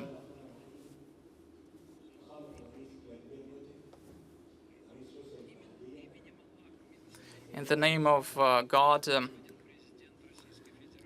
the distinguished President of the Russian Federation, Vladimir Putin, ladies and gentlemen, dear participants, first of all, I would like to congratulate His Excellency President Putin with the anniversary forum. Since its first session in 1997, has already become an important platform for the business community to cooperate, has become an outstanding economic event, which discusses the main economic problems that developing markets and the rest of the world face. Ladies and gentlemen, the Arab Republic of Egypt takes part in the 25th St. Petersburg International Economic Forum as a guest country, which attests to a privileged level of Russia-Egypt economic relations that has emerged over the past few years. This year, the forum is held amid unprecedented economic and political strategic challenges. I hope that the results of the forum will help to find effective solutions to current problems and will help to overcome, to mitigate the world economic crisis that hit many countries in the world, including the developing countries. At the same time, it is necessary to take into the account the concerns of all countries. That will help to ensure security and well-being of peoples and help to achieve long-term understanding on political issues. This will lay beneficial foundation for the economy, the global economy, to grow. It's very important in the post-COVID environment because the pandemic demanded us to devote many financial resources, and our economic development was slowed down. Ladies and gentlemen, I would like to take this opportunity and stress that Egypt is proud that it has formed relations of solid friendship with Russia. And we have formed these relations over the last few years in the most important areas of economy, in the interest of increasing well-being of our peoples. Over the past years, the Arab Republic of Egypt and the Russian Federation were part of large, ambitious projects, which attests to the aspiration of our peoples to ensure further economic progress. Maybe one of the most important projects, perhaps, is the building of the Adaba nuclear power station, which is in line with the national Egyptian strategy in terms of national projects using the renewables. We can also name the Russian industrial zone as part of the Suez Canal economic zone, and this project will be an important indicator of economic growth in Africa. The development of Egyptian railroads and other joint projects are important because they benefit both our countries. Ladies and gentlemen, it's well known that over the past decades, Egypt lived through important historic events, and it seriously influenced the well-being of our citizens, and our people managed to overcome the crisis thanks to the very concrete strategy for development based on investments, first and foremost investments in human capital, in ordinary Egyptians. It helped to unlock their creative potential. On this basis, Egypt developed the 2030 conception, a long-term strategy to ensure social economic development and environment protection. On the basis of this conception, the Egyptian government decided to improve and modernize the legal basis in order to attract investments. As a result, Egypt ranked first among African countries that draw the foreign investments, and Egypt has become one of the few countries in the world that reached significant economic growth of 3.2% in 2021, despite the negative influence of the COVID-19 pandemic. on the world economy. Currently, we expect our national economy to grow at a tempo of 5.5% in this financial year. Non-petroleum exports of our country raised to $32 billion. Egypt also reached certain successes in implementing the strategy amid expanding internal potential, domestic potential, in re-implementing agricultural projects by increasing the agricultural areas by 2 million.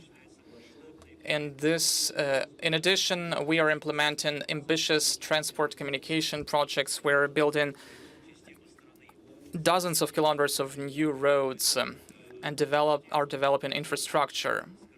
And this regards the high-speed train project that would connect the Red and the Mediterranean Seas, and it will increase the world trade routes. I would like also to add to this list a number of industrial projects, including the projects on green energy that are being implemented in Egypt. Despite the aforementioned steps, we have recently faced the economic crisis provoked by the COVID-19 pandemic. And the whole world is steadily overcoming the consequences of this crisis. At the same time, we are facing another economic crisis, which negatively affected the economic growth and budgets of different countries. As a result, we've seen the growth of prices on fuel,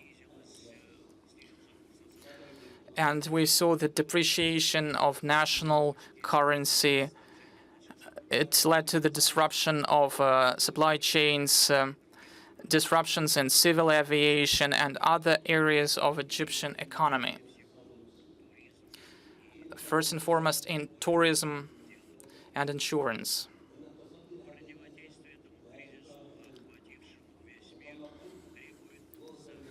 In order to overcome this global crisis, we need to unite our efforts to coordinate our steps in order to normalize the situation. In particular, it's important for the naval navigation, for restoring food supplies, grain, oils. We need to stabilize the global situation to reduce the consequences of economic crisis for those people who strive peace and development. I would like to take this opportunity and to call on all the companies that are part of this forum to tap the huge potential and to invest in all the spheres, in all the areas of economy in Egypt. I would like to send best regards to the citizens of St. Petersburg, the city of wrestlers, who are very important for the city, and that city is the symbol of openness to the entire world. I would like to thank, in conclusion, His Excellency President Putin for his invitation that he sent to Egypt to take part in this forum as a guest country. I would like to wish the participants all the success. To all the brotherly nations, I would like to wish constructive, successful cooperation, prosperity, and progress.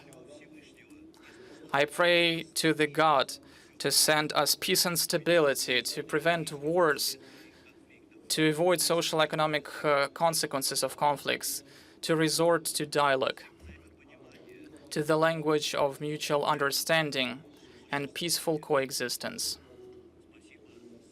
Thank you for your attention. Thank you very much, Mr. President. I'm sure all the residents of St. Petersburg are particularly pleased to hear those warm words addressed to them. Well, we have a little way to go before we move over to the discussion, and we tempt you a little bit longer.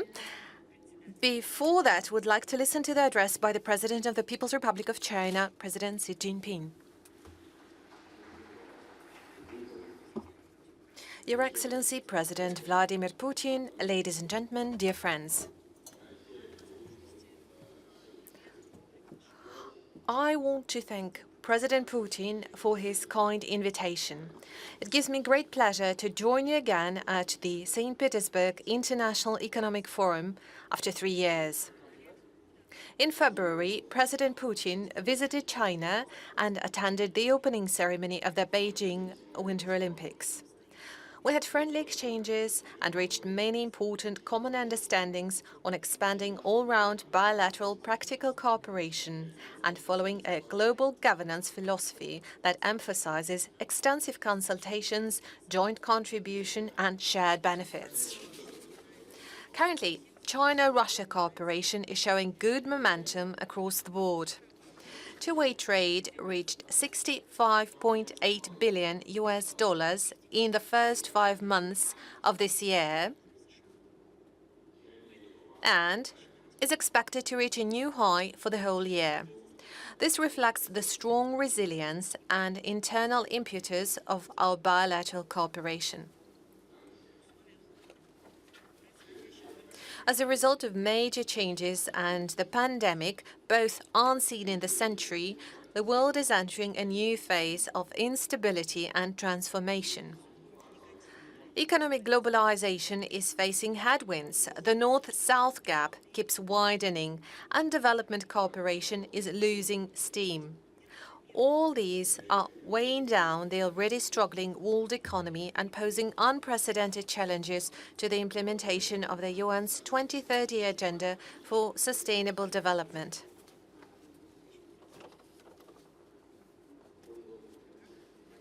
As an ancient Chinese dictum goes, a wise man would always think about potential risks in a favorable situation and look for possible opportunities in times of adversity.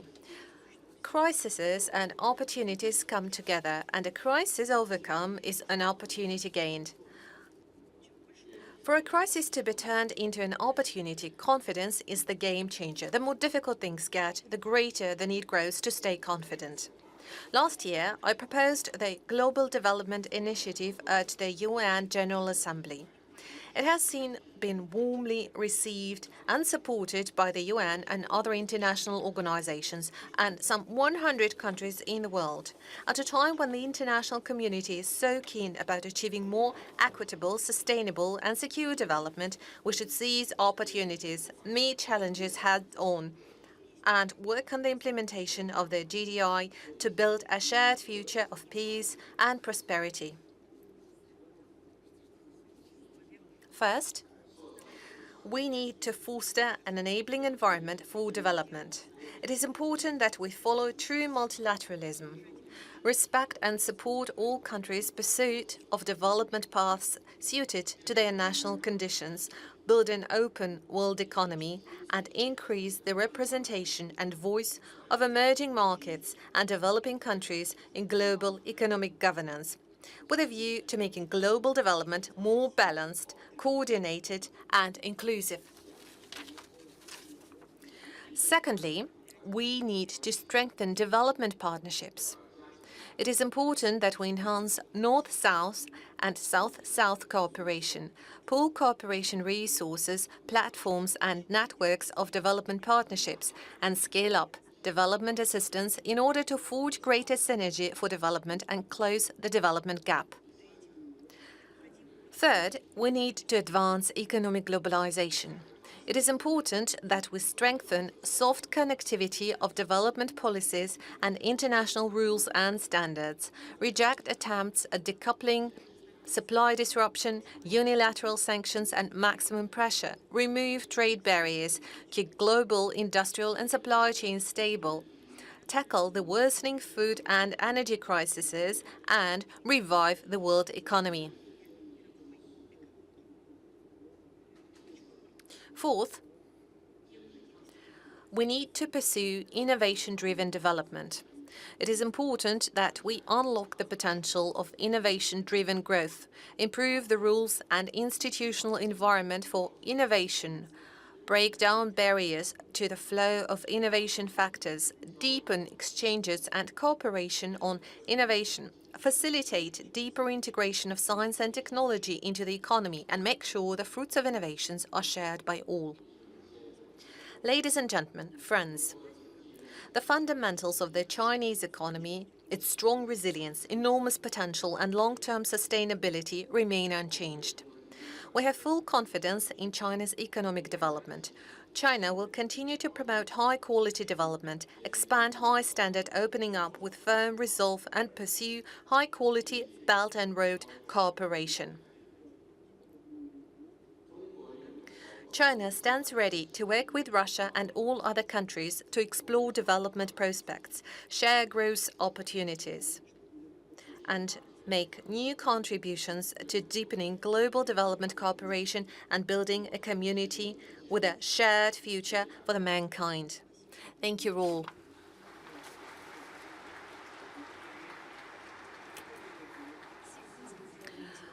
Our gratitude goes to President Xi. It is always exciting to learn more about the Chinese wisdom, learn a few new Chinese sayings. Probably, who knows, the Chinese wisdom is exactly what the world needs at the moment. President Putin, I wanted to show one thing. I wanted to show it specifically to you.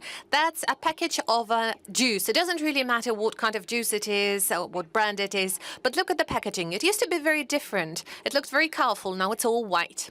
Why so? Well, because there is no paint available.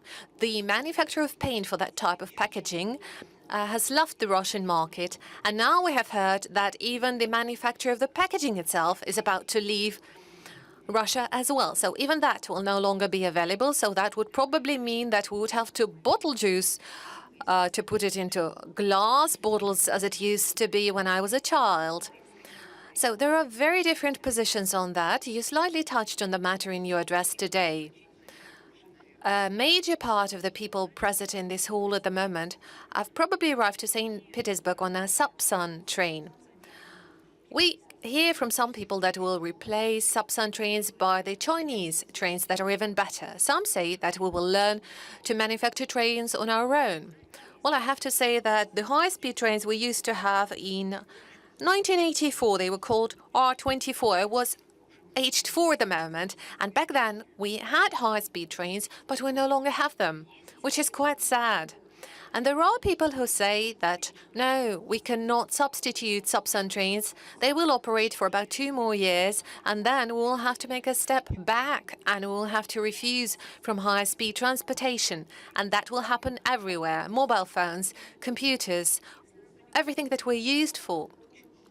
And we will have to refuse from that. That would be extremely sad, really heartbreaking, I would say. Is there any other option? Well, whenever a decision is being made, any decision, you have to focus on the essentials. What are the essentials today? Our independence, our sovereignty, and ensure our development in the future?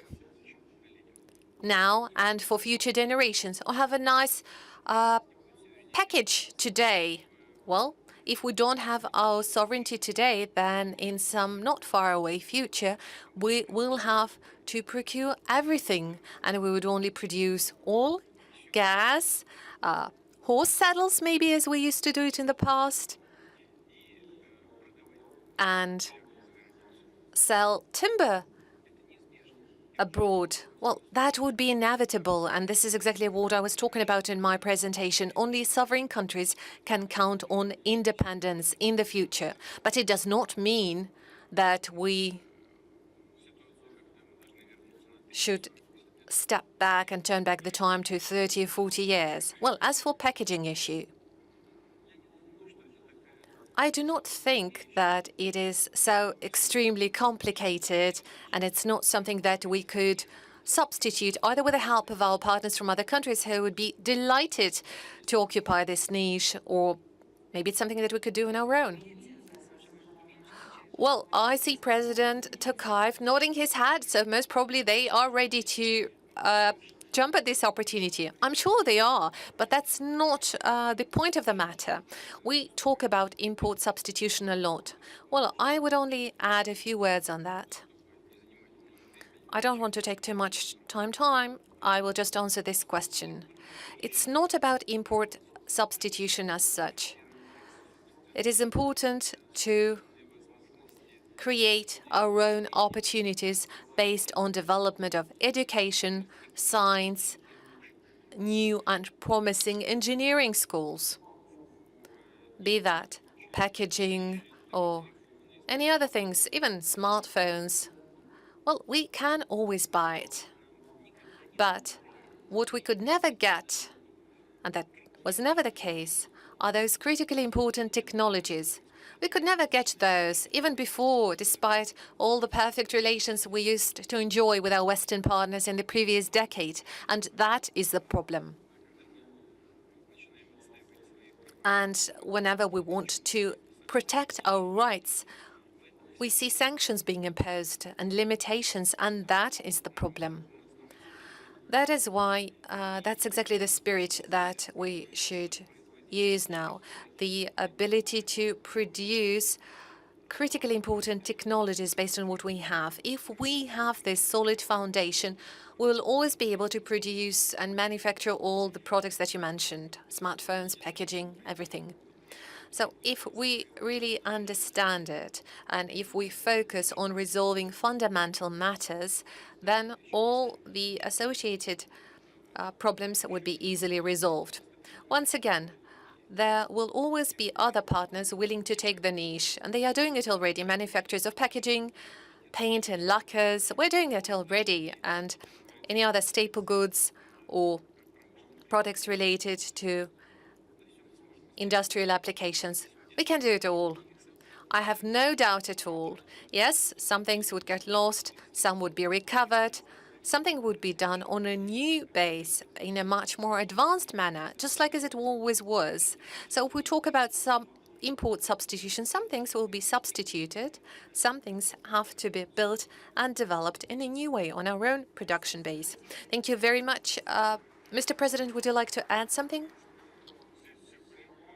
Well, I guess it does not require any further clarifications, really. And judging from a very interesting address by President Putin, I guess we can clearly see that already now he is thinking strategically, just as always. Exactly. And it's not really time to care about a package of juice. And indeed, if there is an exciting and lucrative business, it will always be taken, and there will always be partners to come and replace the other ones. There will be new packages of juice, I can assure you. New entrepreneurs will come up. We are talking today about something much more important, and this is what I focused on in my address, the importance of Eurasian cooperation, the importance of uniting our efforts. We have faced problems we could not expect, and I guess along this way we will succeed. Thank you very much. And I wanted to ask you about Eurasian Economic Union. You addressed the necessity to strengthen cooperation in Eurasian space. We all agree, but will we be allowed to strengthen this partnership? Clearly, Russia, well, how should I put it softly? Well, Russia is no longer caring to pay attention to somebody else's criticism or pressure. That was never the case. But there are other member countries. I'm sure your country and maybe even you personally are feeling this pressure. We can only guess. Maybe you would let us know more about it. But some other countries are being threatened by secondary sanctions. Will we be able to do that? Take into account the factor of pressure. Not the goodwill we have it, but those threats. As for Kazakhstan, I would not say that there is direct pressure being imposed on our country. Well, it is a matter of negotiations. Sanctions do exist, and we are taking those sanctions into account in our economic and trade strategy. But at the same time, there are obligations that Kazakhstan has. We are bound by the early agreements we have with the Russian Federation. And as I mentioned in my speech, the geography itself, not to mention the history, means that we are to be together, work together in some very specific conditions.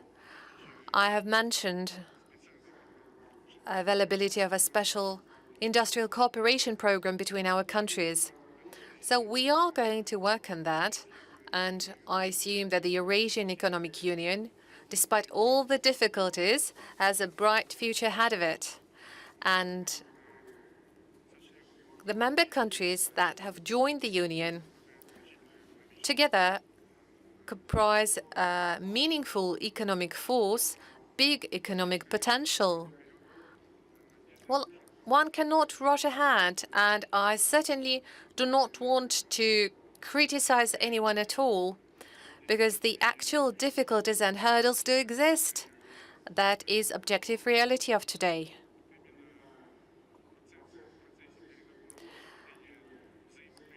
And therefore, we need negotiations, and that is exactly at the core of the work that lies ahead of us. That is a very challenging exercise. We need to find mutually acceptable solutions, to take into account the interests of one another. Yes, we do have arguments within the Eurasian Economic Union. We do not only meet in an open format, we do have behind-the-door meetings as well. And I see President Putin smiling at that. Yeah, but we always find a solution, and that gives us reason for optimism. Thank you very much. I wish us all the best of luck in searching those solutions. Thank you. My colleague just mentioned that sometimes we do have arguments. We always have arguments. We always have disagreements. But we always demonstrate respect towards one another, and we will search and find compromises. You mentioned pressure from the outside. Well, we've just heard the speech by President Tokayev, and he mentioned the volume of our trade.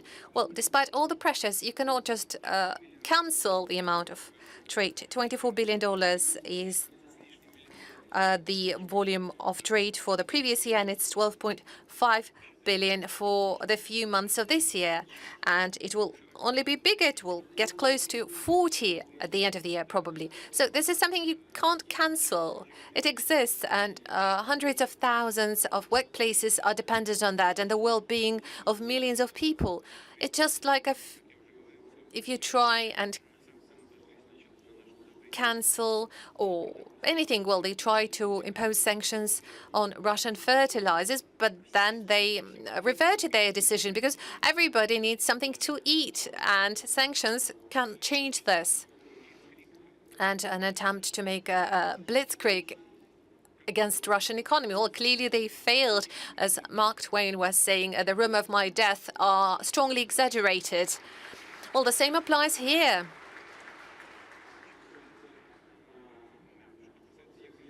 As for Eurasian Economic Union, the volume of trade with all our countries is constantly growing, and it is growing stronger as if we compare growth in the turnover volume with the third countries. And nonetheless, it does not stop the member countries from developing trade with the third countries, and that is exactly how it should be.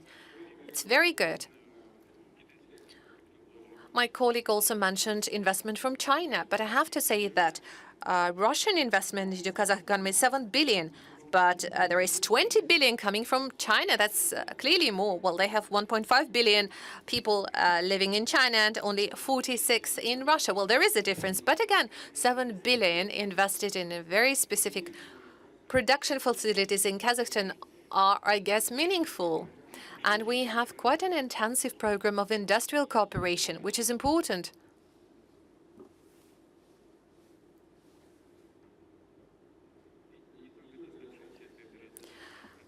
And it's not just the cooperation we've been having with the Eurasian Economic Union, but those are also newly developing projects. You can't cancel that. You can't ban it, no matter how much you'd like that. So problems are being created, but I'm confident that we will overcome them. Just as a follow-up on your comment that everybody is hungry and everybody needs food, well, you could hear a slogan somewhere around Moscow, like, all we can hope for is hunger. What is meant by that is that, well, here comes hunger, and that's when our partners will come to their mind and will cancel sanctions because they will realize that they have to be friends with us.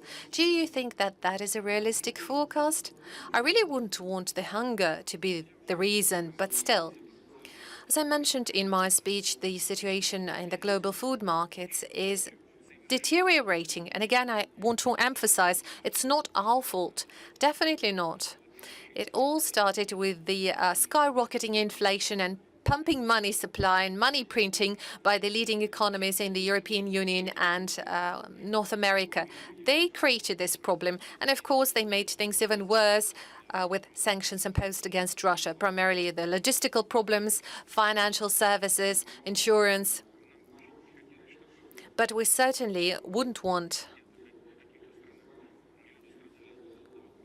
anyone to suffer from hunger because of that. I've lately was meeting the representatives of the African Union. I told them, and I want to assure them once again, we're going to do everything possible on our side to take care of the interest of our regular buyers of grain.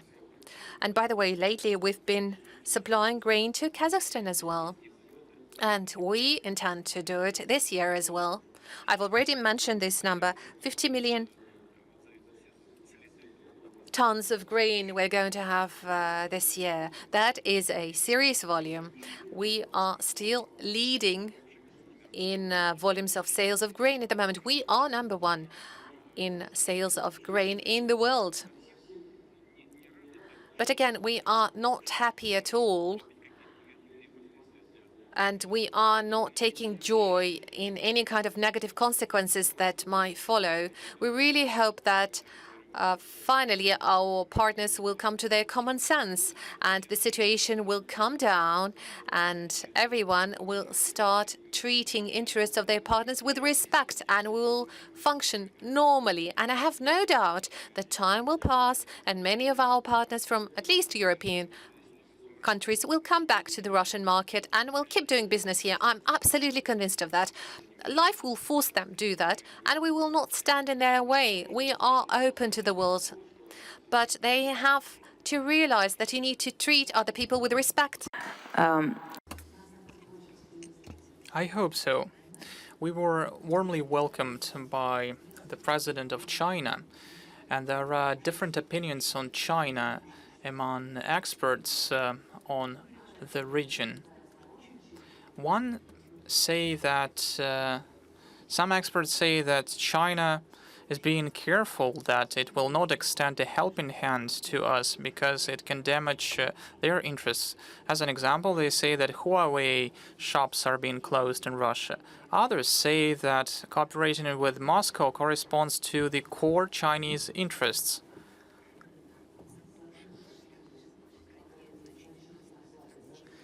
Because the world with much weakened Russia gives less hope to China to hope for a multipolar world.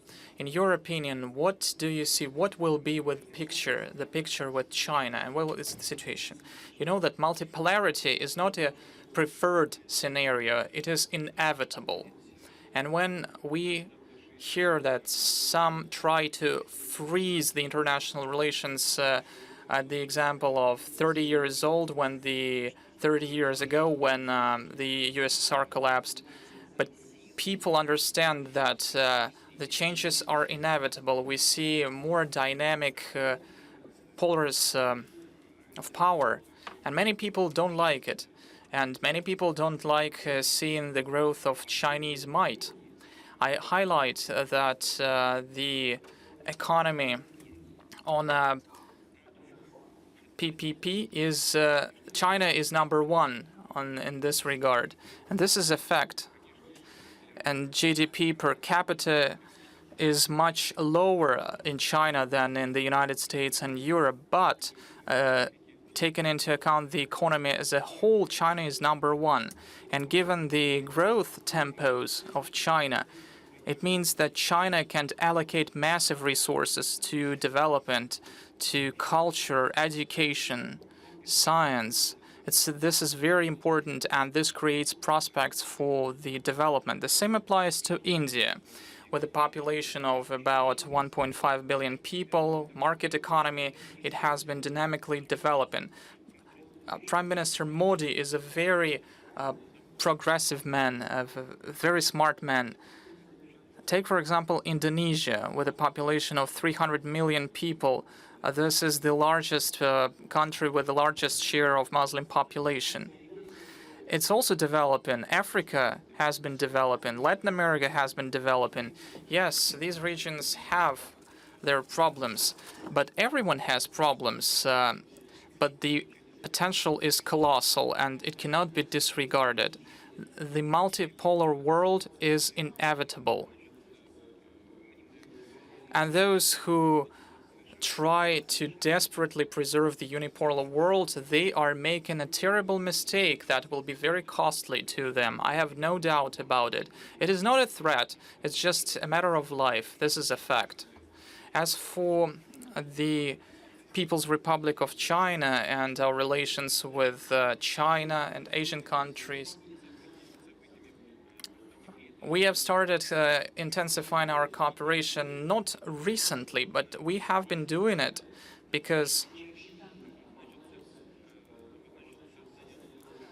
Asia and China are the new centers for global development. Everyone understands it. Everyone sees it. Take a look at the GDP growth in China. Yes, it used to be 7+%. Now it's 5%. It was inevitable, this drop, but they are clearly leaders in this regard. The GDP growth in the United States was around 1.7% GDP, if I'm not mistaken. In the Eurozone, it was even lower.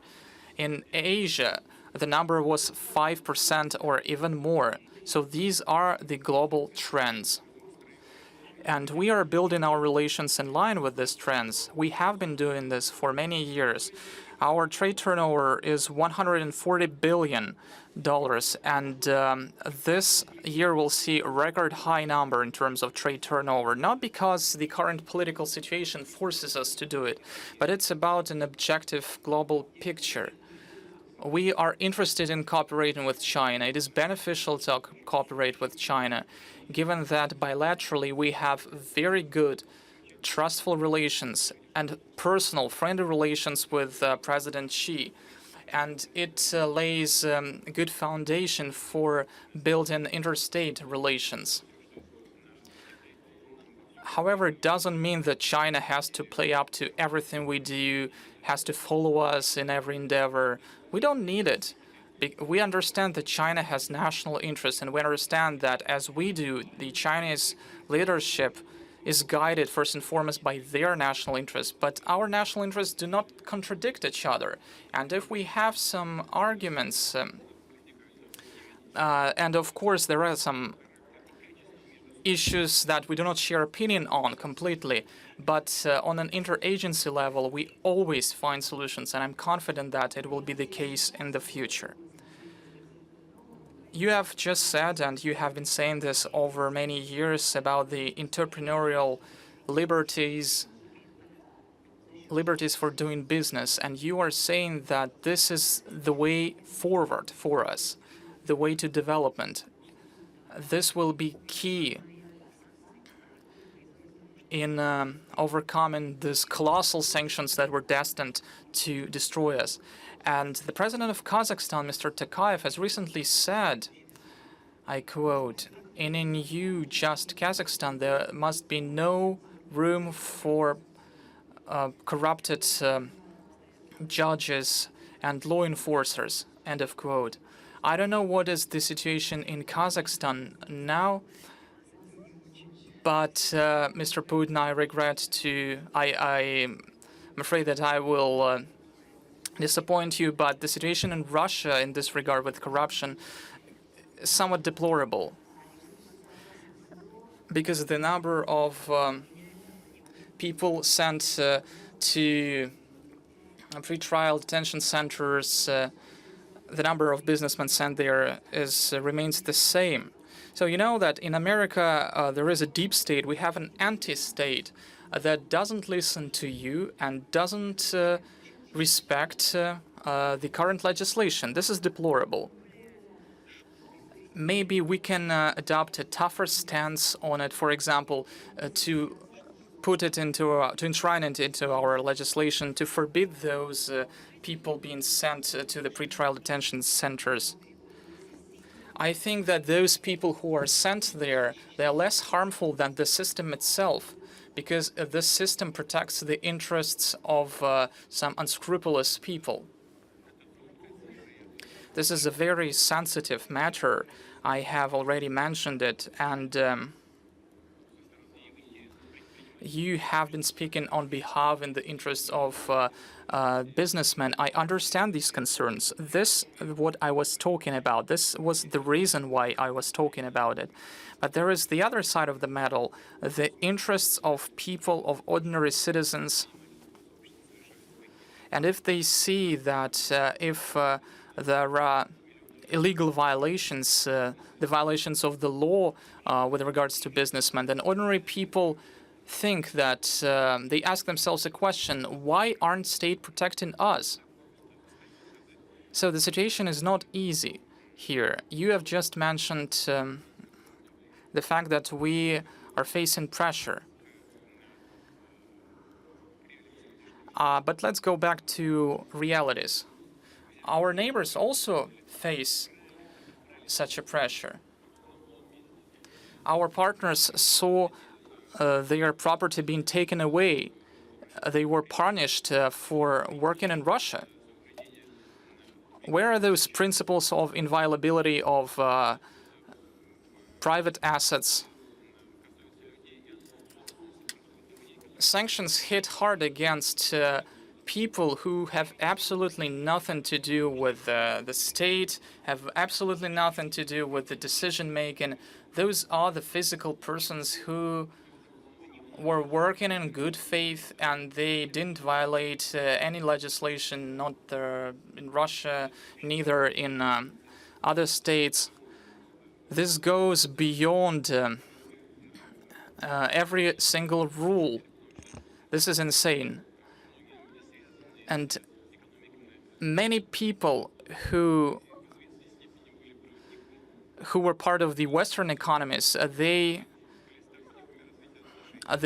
were in favor of developing relations, but then when they were taken everything, when they saw their assets being taken, they were really offended. And in 2014, you said that they will feel the consequences. Unfortunately, this was the case.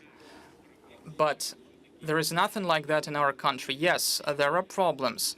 Otherwise, I wouldn't have raised this topic. And facing today's difficulties with regards to the pressure from the outside, I constantly repeat, we can respond effectively only by increasing liberties of our ordinary citizens. And it applies to the law enforcers also. The law enforcers need to be improved. Their actions need to be improved. The number of criminal cases that were not brought to court, this is a problem.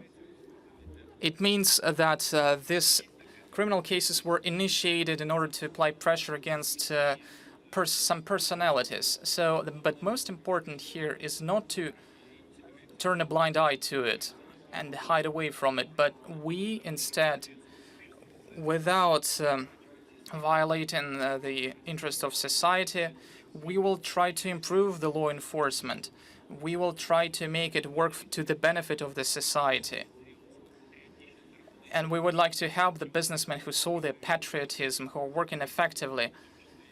And those packages will be manufactured by the businessmen of Russia. We understand it, and we will do everything that depends on us in order to support those people. And we will improve the law enforcers' actions. Of course, there are unscrupulous people working there. Take a look at the number of people who are being sent to prison and who were former law enforcers. The number is quite big, and we are working on sending to prison every unscrupulous person there. And so we're trying to improve the system so not to have as less outside pressure as possible. We understand it, and we're working consistently in this regard. As for Kazakhstan, We have discussed these issues with the incumbent president for a number of times. He pays attention to fighting corruption. On IT, many specialists I would like to mention, they go to Kazakhstan because Kazakhstan has created good conditions, and we will follow the example of Kazakhstan and we'll bring them back. Thank you very much for complimenting our country. Indeed, we are creating the best possible conditions for our Russian colleagues and friends to work in Kazakhstan. I understand that their relocation may not be permanent, and they may come back to Russia at some point. But at this, we need also to cooperate, and we need to screen off those people who decided. And it is impossible to screen off those people who want to work in our country. As for the law enforcement agencies reform, I understand I concur that this problem is very difficult to resolve, and this problem cannot be resolved in a blink of an eye, because this problem needs to be resolved because people see the problem and it leads to social depression. Therefore, I established a special commission on returning state assets that were illegally privatized with the use of administrative political resources. Apart from that, I established a commission headed by the Prosecutor General that will be in charge of returning financial assets that were illegally transferred abroad. I understand that this is a difficult task because we'll have to work in line with a lot of procedures, but this has to be done. As for the law enforcement agencies reform, in September I will declare a new package of reforms aimed at changing the format of the judicial system. This is a very relevant problem for Kazakhstan in particular. Now we are pursuing police reform.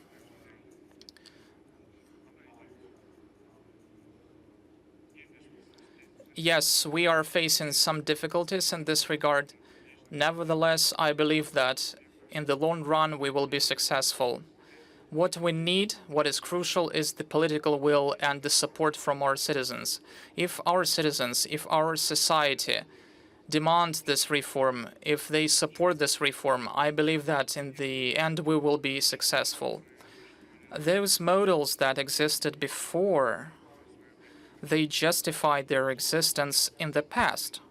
But now we need new approaches. We had some problems in the law enforcement, and we changed approaches. We were guided by Europe and loosened the restrictions. Then we went back to strictening the restrictions. Where are you moving now? In what directions?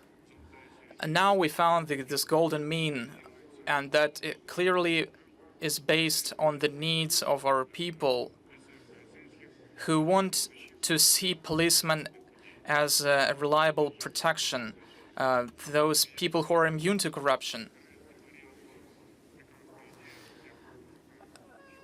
Don't get me wrong, I'm not going to state noble goals, to set out noble goals and then to forget about it. We need to work on it. As for China, President Putin has told a lot of interesting things about this country, and I am a specialist on China, by education, and I concur to the thought expressed by President Xi Jinping, saying that every danger has an opportunity and every opportunity is a chance to grab it. I understand that crisis is comprised of two hieroglyphs, danger and an opportunity. Every crisis has opportunities and dangers, and we need to grasp those opportunities. You mentioned the Huawei company. I spent almost 8 years in China, and I had the opportunity to visit this company at the very outset in the Hanxin region. I remember very well when this company was stationed in, was based in a 3-room apartment, and at that time nobody thought that it will become global. But it happened. The key to the Chinese success is the fact that Deng Xiaoping managed to build a concept, economic concept.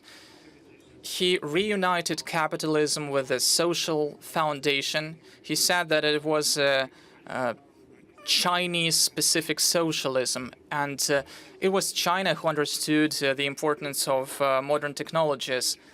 And they did it step by step. First of all, they produced essentials, sold them abroad, brought money to China, invested those funds in buying technologies, procured technologies from abroad, as was said by the former US President Donald Trump. But in fact, China reached many successes in technology, and they set out on a way to turn China into a cyber power. So this is the key to success, the right strategy. Вот видите, как вы говорите. Well, see, you talk to us about the importance of protecting entrepreneurs, right? Well, actually, you addressed this matter, President Putin. Yeah, all right. My colleague from Kazakhstan addressed the matter of assets recovery, and especially the capitals that were brought out of the country illegally, and now you don't know how to bring them back to the country. Well, in Russia, many entrepreneurs, many businessmen took money away abroad legally, but this money was taken away from them. They were ripped off their money. That's exactly what I'm talking about to you now. You make sure you invest here at home, and we will take care of your investment. This is exactly what we're going to focus on. Well, I remember you once told it to our Polish colleagues, all you have to think about is about your home. And President Putin, when you're saying that it's somewhat better out there, better abroad, well, you have to be a complete idiot or a moron, really a hypocrite, to believe that the West lives the values that it has been feeding to us as the only truth. The right of speech, right of property. I'm saying that as the editor-in-chief of RT, that they closed in a day, and now they approved the extradition of Julian Assange that will be put to prison for 175 years. He is to die in prison. It's very difficult for me to say it. He was a former employee of ours. He had a program, and he's an outstanding journalist, and he will be put to prison for the work he's been doing as a journalist. So what kind of property right can we talk about when we see that happening? It is exactly not what we believed in the 90s, but we're not there. We are here. So coming to this matter, I'd like to ask you about the administrative guillotine. You probably remember that the government presided by Medvedev launched this process, but we still don't really have it. And those rules and regulations that many agencies are guided by whenever they come with their inspections and audits were written back in the 70s and the 60s, and they are totally outdated and are really difficult to comply with. Technically, it is virtually impossible. Maybe they were up to date back then. They protected consumer rights, which is, of course, important. You have to control what's happening, otherwise we would end up in fire safety being violated everywhere, and would see even more tragedies of business offices and shopping malls burning down and people dying. So you really act as a surgeon very specifically, very carefully, and I'm confident that you will take care of it properly. Just to cite an example, we have been through 33 inspections last year, despite all the moratoriums. And the things that they're willing to check, well, you don't know whether you should laugh at it or cry. I just don't know how they come up with this idea. Well, if there would be the administrative guillotine that Mr. Medvedev was talking about when he was a president. You wouldn't have 33 inspections, you would have 133. Well, I'm ready to believe it. Yeah, so I would still say that this guillotine is working. There are hundreds of outdated rules and regulations that have been cancelled and are no longer valid. And I'm confident that if we would give the representatives of the agencies present here in the room to have a word, and that I'm sure that they could confirm my words. But at the same time, many would agree to what you are saying. Indeed, not enough is done there, and that's exactly what I'm saying. We need to cancel all the audits and examinations that are not really needed, all those inspections that are not necessary. So all those inspecting bodies should only come and check when there is a risk posed to life and health and well-being of people. Otherwise, it could be controlled and monitored remotely without any interferences. It is all doable. So, of course, a lot has been done already along this track, but we're not going to stop at that. We will continue this work. Thank you. The whole world was waiting for our economy to be shredded to pieces. Well, not the whole world, actually just one part of the world and not the biggest one. And just to remind you, 83% of population live in the countries that support Russia, or at least are not joining the sanctions regime. So they didn't see our economy being torn to pieces. Our economy is made of a much stronger fabrics. You can't tear it apart that easily. And we've seen government reacting very quickly. Well, I've been criticizing the government for the administrative guillotine, but I can't but praise the government for a very fast response on the very first days. One could not possibly imagine that we wouldn't face the huge leap of inflation that we could have, that the dollar would not reach 200 rubles, and that the aviation would be at a halt.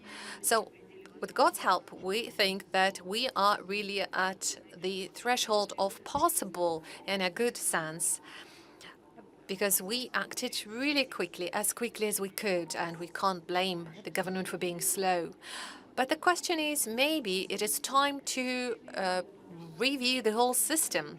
It was really interesting to hear you say that we need not just import substitution, we need to do something new so that they are trying to keep up with us. That applies to technology, if I understood you correctly, to the industry. Maybe the same could be applied to the economic model as such.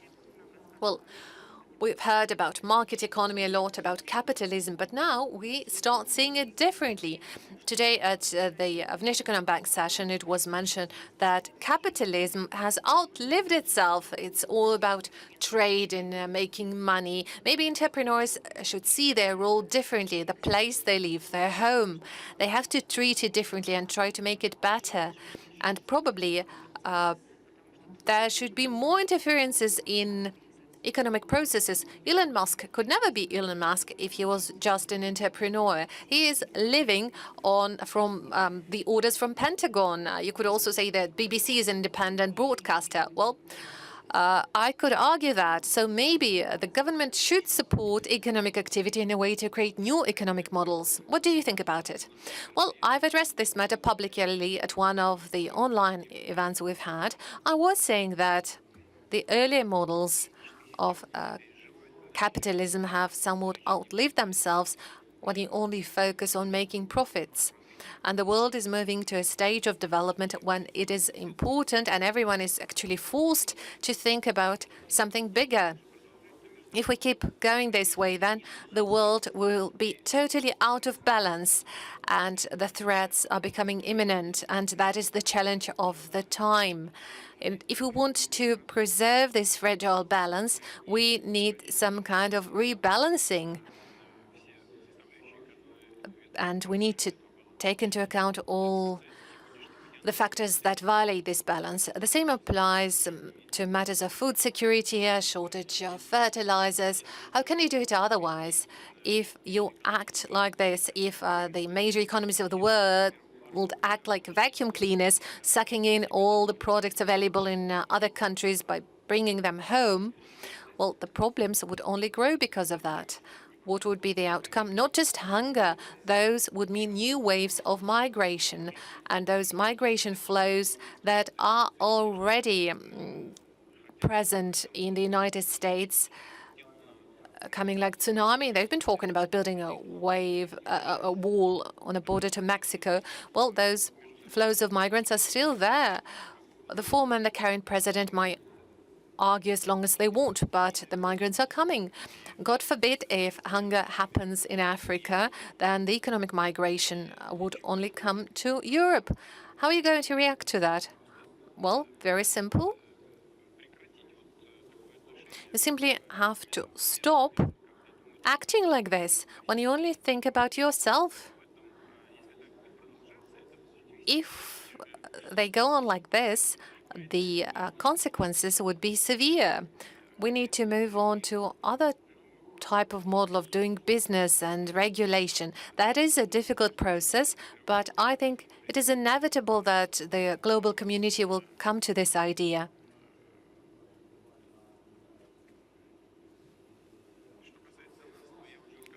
As for us, like I said, we are in this paradigm, in this global trend, and we primarily need to focus on what my colleague was talking about, the president of Kazakhstan.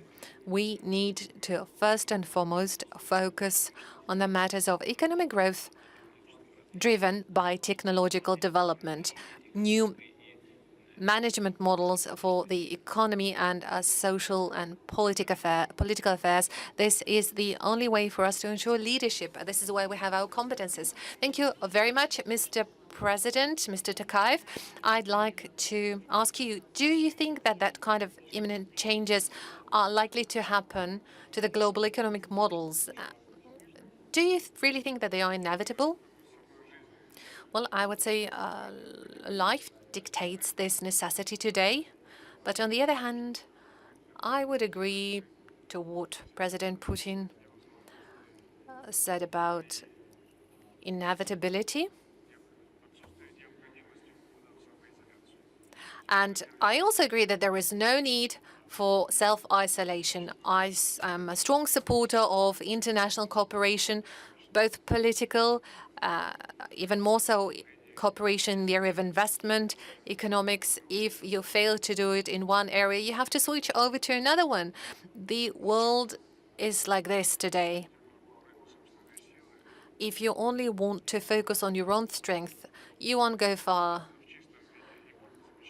Import substitution in a pure form can't exist. You need to actively search for opportunities at other markets. You need to interact with your partners. And coming back to China, China plays a vital role for Kazakhstan as a market. We have a shared border that brings us together. It is more than 4,000 kilometers in length. Everything produced in Kazakhstan, be that commodity or consumer products, chocolate, oil, plant oil, sunflower oil, it has a very high demand and finds its consumers in the Chinese market. And we trust our relationships with China. It is a very reliable partner, no matter what people say. Who says anything bad about China? Well, you know that better than I do. So in terms of regional cooperation, and even more so global aspects of it, have to stay. We are against self-isolation. We need to work with one another. Of course, now it's very difficult to survive on your own.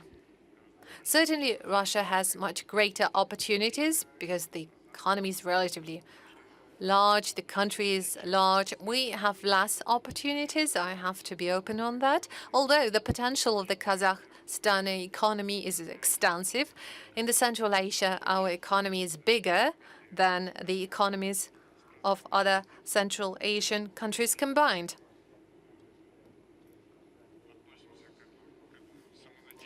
But we don't want to be too hopeful here. We want to remain in shape, and we are always on alert, because one thing is to achieve success, but it's something very different if you lose everything you've conquered, and that can be done very quickly. All the strengths you've gained can get lost. So under the circumstances of global competition, we have to stay in good shape, and that's exactly what we're focused on. Thank you very much. Now let's move on to another topic. Inevitably, we have to talk about Ukraine. I guess no discussion can happen today without addressing this matter. But before I ask my question, I'd like to make use of this opportunity, and I'd like to remind you, if I may, that we've met a year ago with you and the representatives of the Russian media. We just got back from Donetsk with our colleagues, and we were very affected by this trip.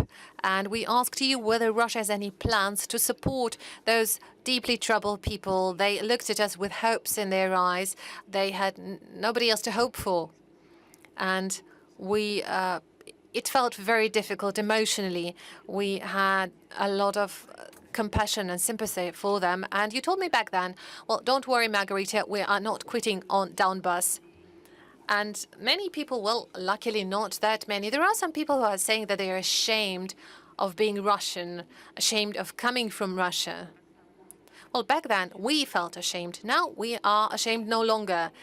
We can be worried, concerned, not because of the sanctions. I'm sure we'll overcome sanctions. We are concerned because people are dying, but we are ashamed no longer. And on behalf of my colleagues and millions of people who share my feelings, I would like to thank you.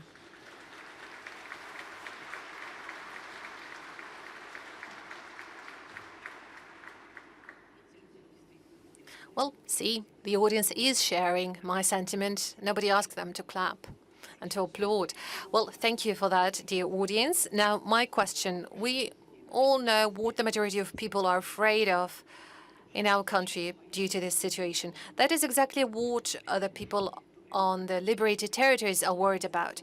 People are afraid that we are going to leave them alone. We're going to quit. We aren't going to quit, are we?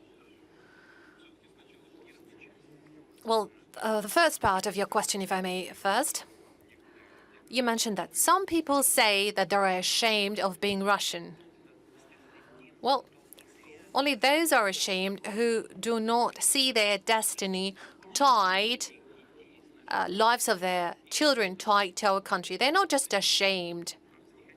They simply do not want to encounter any trouble in those regions of the world where they want to live. Or want their children to grow. Well, those are exactly the people who are worried.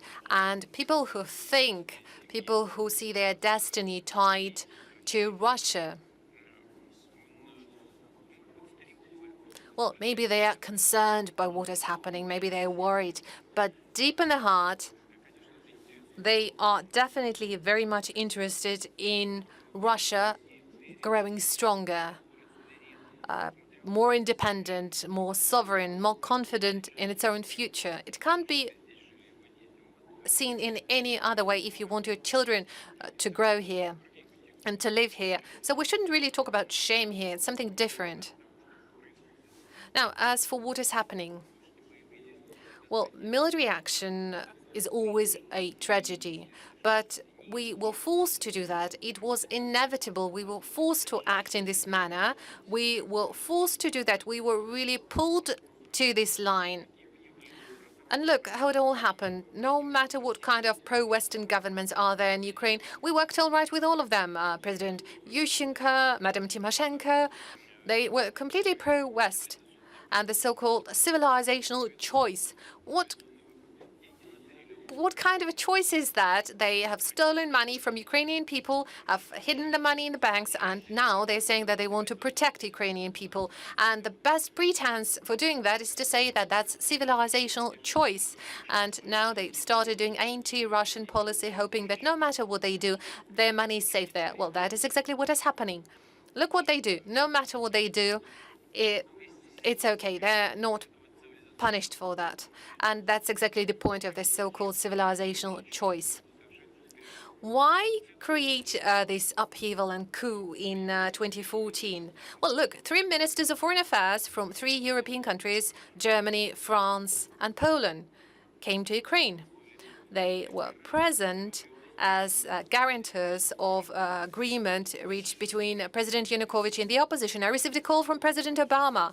Let us make sure that the situation calms down. All right.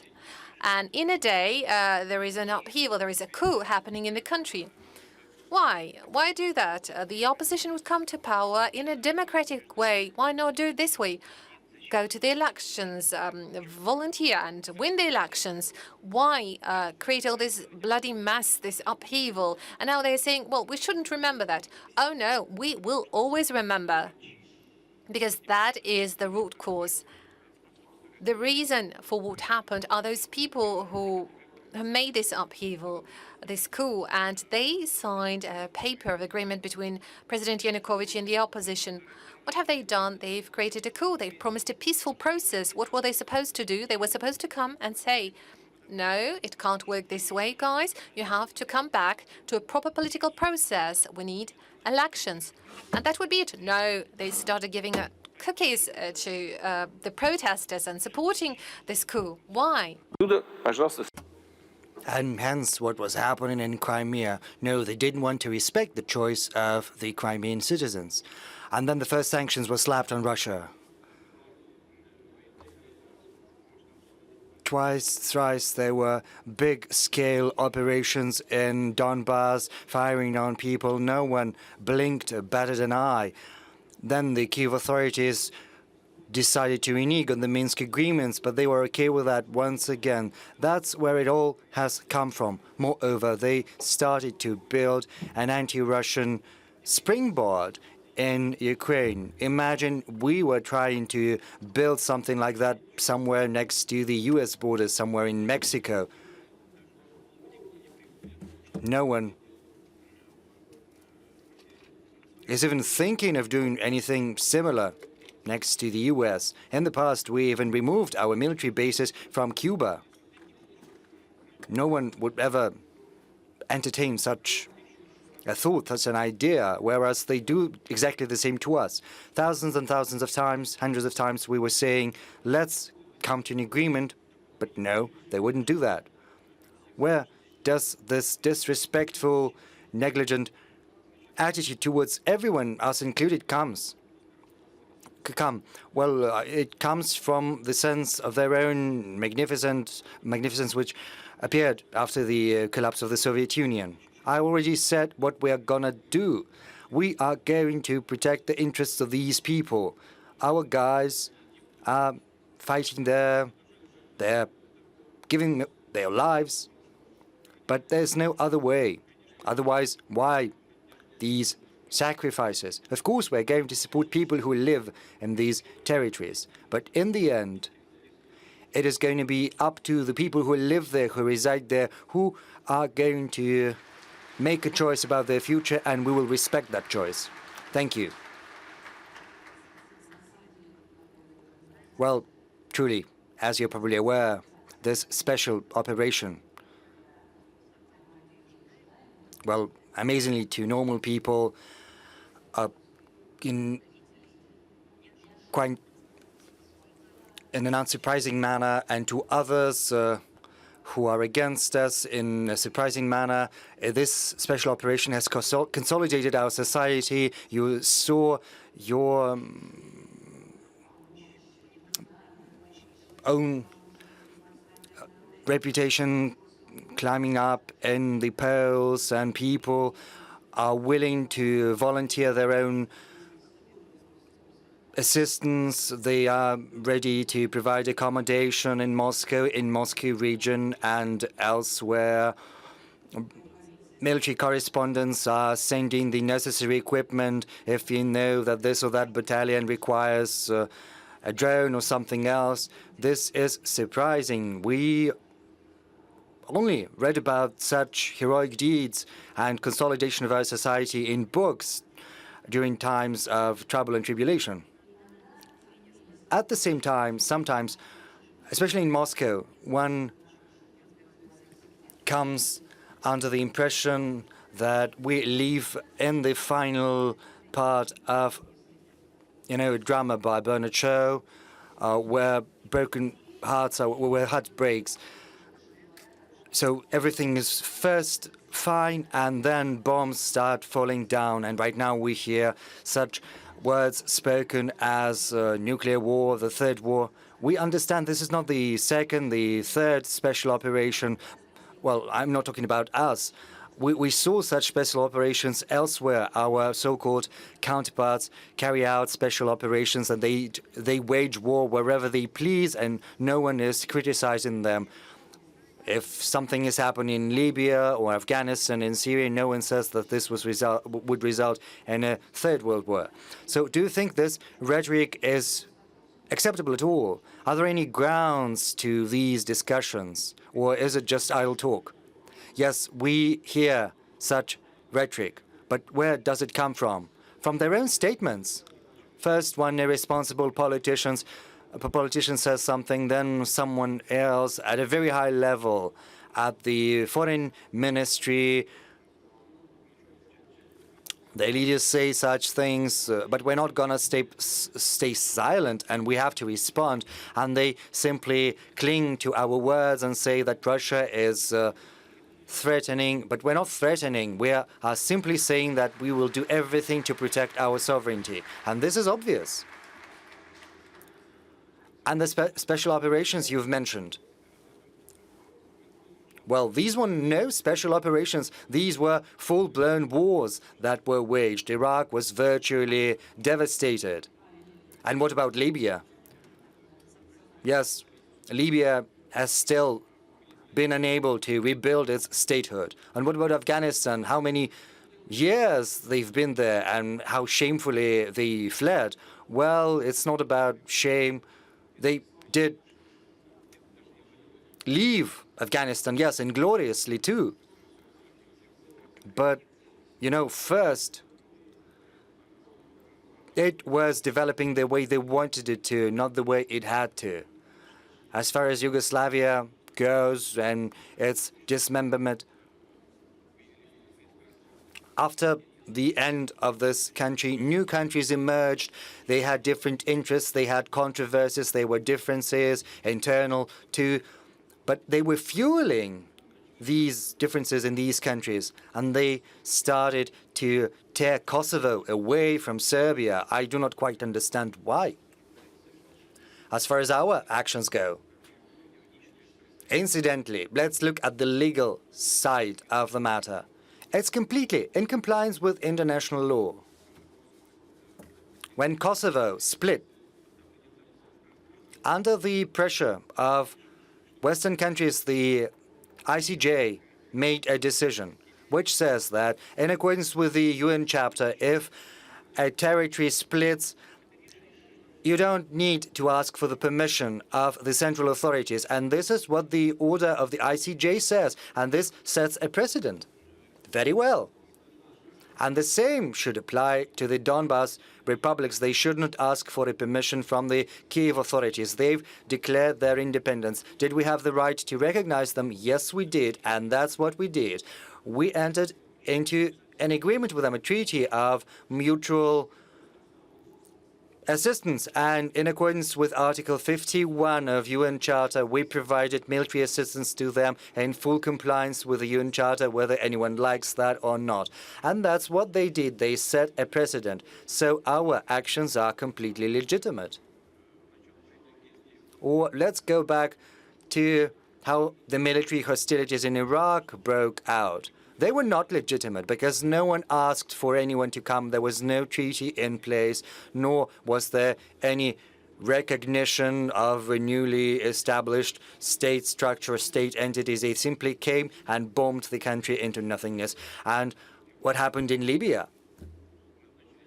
They designated themselves as God's messengers on planet Earth. Right now they say it should be behavior or life by the rules. But what are these rules? It's just absurd. There are only rules that have to be observed, namely international public law. But what are these norms of the international public law. These are agreements between different countries which constitute a compromise and to which countries have subscribed. And if someone devises their own rules trying to impose them on other countries, then this won't ever fly.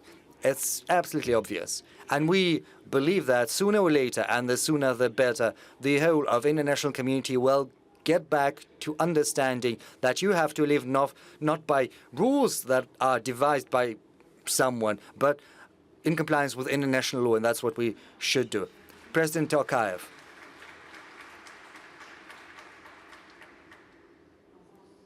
I understand this is a tricky question. You can give different answers to it, but I can't but ask what you think about our special operation. Do you think it was inevitable? The way we think, was it legitimate? And what do people in Kazakhstan think about it?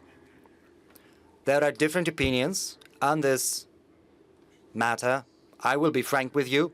We have an open society. Civil society has reached maturity,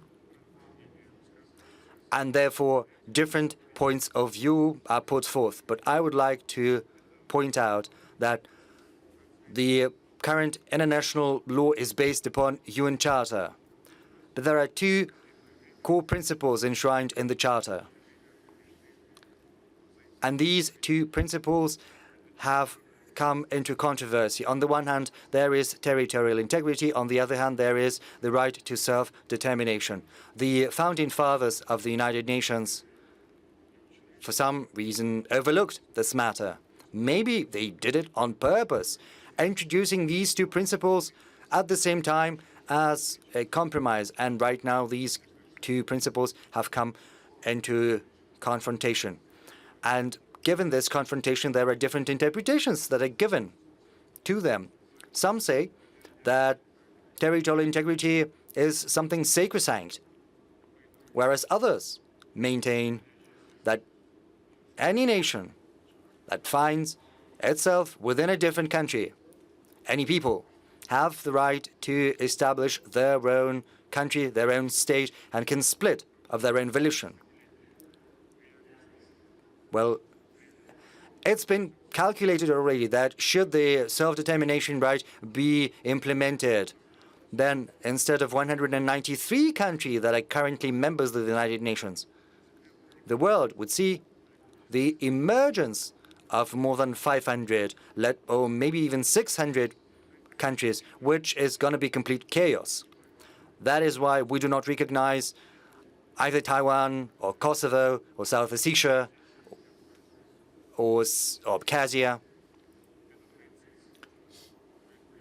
And I think the same principle is going to be applied with regard to these quasi-state territories, which, in our view, are Donetsk and Luhansk. This is a frank answer to your question.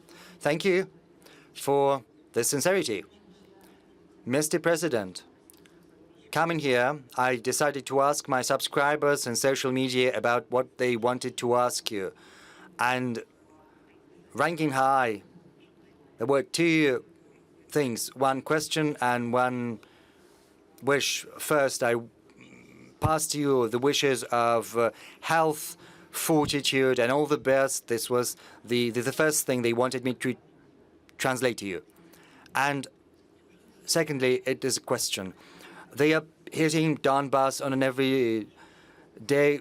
This week they hit a maternity ward, and we see images when women have to give birth somewhere in the cellar. You know, people are asking, isn't it time to hit them straight and hard? What do you mean when you talk about this red line after crossing which you'll start to hit them straight and hard into the centers where decisions are made? Well, look here. We are talking about this special military operation. When carrying out this special military operation, we should not raise the cities and settlements we are liberating to the ground the way it happened to Stalingrad. And this is a principle by which our military guided. Secondly, with regard to the senseless strikes against Donetsk, the line of contact was established 8 years ago. And of course, it was heavily fortified. And at this particular sport, local citizens are fighting one another. These are military units recruited from Severodonetsk and also somewhere from near Luhansk, and they are fighting well.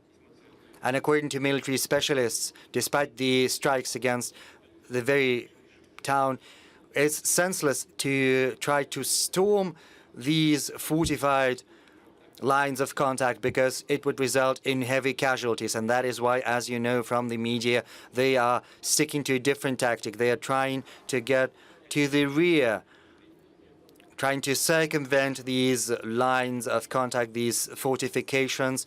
And this is happening slow and steady. We have a significant advantage in terms of artillery, so it's inevitably going to happen. Now, as far as these red lines go, let me say nothing on this for now. But I have to tell you that we would have to take harsh measures with regard to decision-making centers, as you have said. But this is something which we should reserve for the military and political leadership of the country to make a decision on. And of course, people who deserve such level of reaction from us have to make their own conclusions. They have to understand what they might come against if they go beyond this red line. And also, I have to say that strikes against residential neighborhoods constitute war crimes, crimes against humanity, but this is a humanitarian matter which is going to be addressed, I'm confident. Just yesterday, there were reports that the EU was planning to accept Ukraine very swiftly. There were 3 European leaders. They went to Kiev and they were frightened by sirens blaring, as I was told. And right now, a decision has been made saying that Ukraine is going to be in the EU.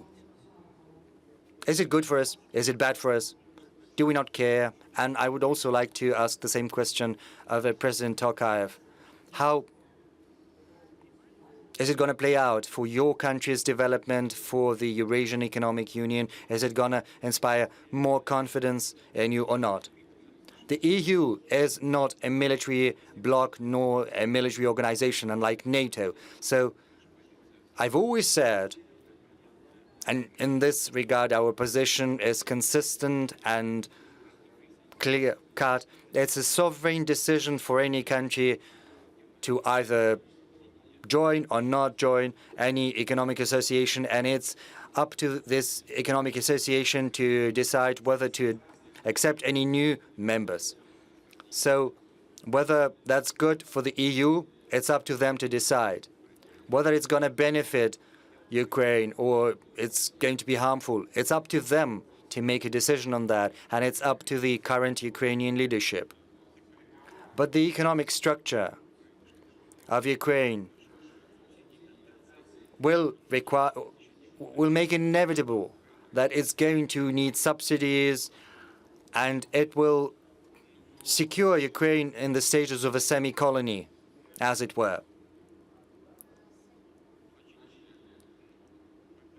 But at the same time, it is going to enjoy significant support for current needs. Maybe, I don't think it's going to help them rebuild such sectors as they lost, such as electronics, aircraft construction, or shipbuilding, because the European Union will be loath to create rivals. Some things will be done, but not everything. We've never been against that. What we've been against is the projection of military power on Ukraine's territory, because that constitutes a threat to our security. But as far as economic integration go, well, it's up to them. It's their choice. And what do you think, President Tokayev? What do I think about Ukraine's adherence to the EU? I don't think it's going to be deleterious to the Eurasian Economic Union. I do not quite understand how this entry is going to happen, because the criteria for adherence are very, very strict. And Ukraine is currently in a very poor state. Maybe there is a special preferential program that's been devised specifically for Ukraine. The current developments in Ukraine, what's happening to it, brings back tragic associations. We remember that during the Soviet times, Ukraine was the breadbasket of the Soviet Union. It was a heavily industrialized body. And, you know, our Krasnodar Krai is going to take offense at this designation as the breadbasket. Yes, but I'm also saying that Ukraine was a source of human resources, of leadership and managers, and many Soviet leaders were from Ukraine. Right now, these realities are changing. So getting back to your question about the European Union, a decision has been made to help Ukraine join the EU. And as President Putin has rightly mentioned, this is an economic union. And if they deem it possible to accept Ukraine into this economic association, this is how we should treat it, as economic reality. Yes. And I've written that, and I've spoken about that in public. Over the recent decades, Ukraine has squandered everything that was built in previous decades. The main economic sectors virtually disappeared. And it's sad. And let's just set aside the current special operation and the situation in military affairs. But let's look at the structure of Ukrainian economy. Agriculture still exists, but the rest is in a deplorable state. And there is a very slim potential for rebuilding. They would require dozens of billions in investment to rebuild normal economy. You see, Russia has seen introduction of sanctions, and these sanctions are quite harsh. The central bank had to increase the key rate to 20%, but right now this rate has been brought down to 9.5%, so it's decreasing. We saw a spike in inflation. It was 17.8. Right now it's 16.7, and there is a decrease in trend. Yes, I heard promises of a deflationary spiral. Yes, some specialists keep this threat in mind, and this is something we have to give some thought to, because over the recent months there was almost zero inflation rate. And of course we have to think about deflation. We have to take that into account. But see how stronger ruble has become. Something it's bad that we need ruble at a dollar at 70, 75, yes. For anyone who studies economy, you understand you sell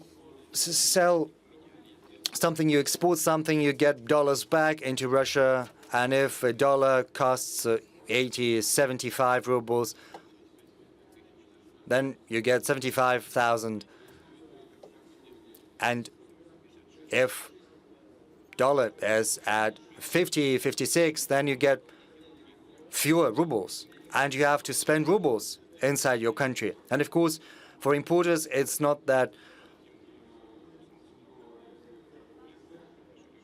exporters is good, for importers it's bad, but there is also the risk of very cheap import flowing into Russia, but there are also some benefits. And we see that the Russian economy is far more resilient than our so-called friends anticipated. In other words, this has been achieved through a sustainable macroeconomic policy we've been pursuing over the recent years. And the key industries have also got our support. We understand full well there are difficulties with the supply chains. We're waiting for spare parts, and we expect new difficulties to arise. We are fully cognizant of that. But let's look at agriculture. It's grown by 3.2% over 4 months. It was 2 and 3, and right now it's 3.2. Let's look at construction. In April, it saw an increase of 7.9%. And since the beginning of the year, the growth rate has been 5.8% in construction, but they say that the market has collapsed. But it's true, that is the increase in construction industry is around 5%. Yes, we see a drop in the car industry and in some other sectors. Some say that there was a bubble in this industry or that, and we have to take that into account. But be that as it may, the enterprises are still resilient. I wish economic health to our neighbors, despite all the difficulties that are currently transpiring. So the question is whether adherence to the EU can give an impetus to the development of key industries in Ukraine. I don't know. But Ukrainians are a talented people. They've got a great potential. And we assume that sooner or later the situation is going to normalize, and we're interested in wealthy neighbors. And it's inevitable that relations are going to be rebuilt. We are still sending gas in transit through Ukraine. They still get the money for the transit, incidentally. And everyone is trying to make us send even more gas and pay even more money for transit. Well, it might seem ludicrous and somewhat illogical, but it's happening. But why? Because they don't want to pay to Ukraine. They want us to do that in their stead. And that's been happening for dozens of years. So I do not know whether advantages weigh heavier than disadvantages. It's up to the Ukrainians and to the EU to decide. But they don't want to pay. No one wants to pay. It is always the case, Mr. President. That's how the world works. No one wants to pay. It's also true that relations are very volatile and they are rapidly changing. If we talk about normalizing relations, you know the thing. What was the problem with 2014 and the coup d'etat in Ukraine? The problem was that former President Yanukovych said that he needed some time to think about the principles of the associated membership of Ukraine in the European Union. The question is why. If you take a look at the principles and demands put forward to Ukraine in order for it to be a membership, to associated member, many of those demands are redundant. They were redundant, and many of them were harmful. They were bound to destroy certain areas of Ukrainian industry. They opened up the customs gates of Ukraine to cheap goods from Europe, and it would be impossible to work in these conditions for Ukrainian entrepreneurs. It was the case. Yanukovych didn't say that he didn't want to join the European Union. He said that it was necessary to work on the parameters, but they wanted Ukraine to join immediately. And it led to those crises in airplane construction, navigation, etc., etc. But no one needs Ukraine manufacturing competitive aircraft production. In the past, civilian and military aircraft were equipped with Ukraine-produced motors, and now no one needs those motors. And it leads to the collapse of the aviation. No one needs Ukrainian aviation. Boeing doesn't need competitors from Ukraine. Neon is needed from Ukraine, everyone says. Well, apart from the forest, from the Carpathians,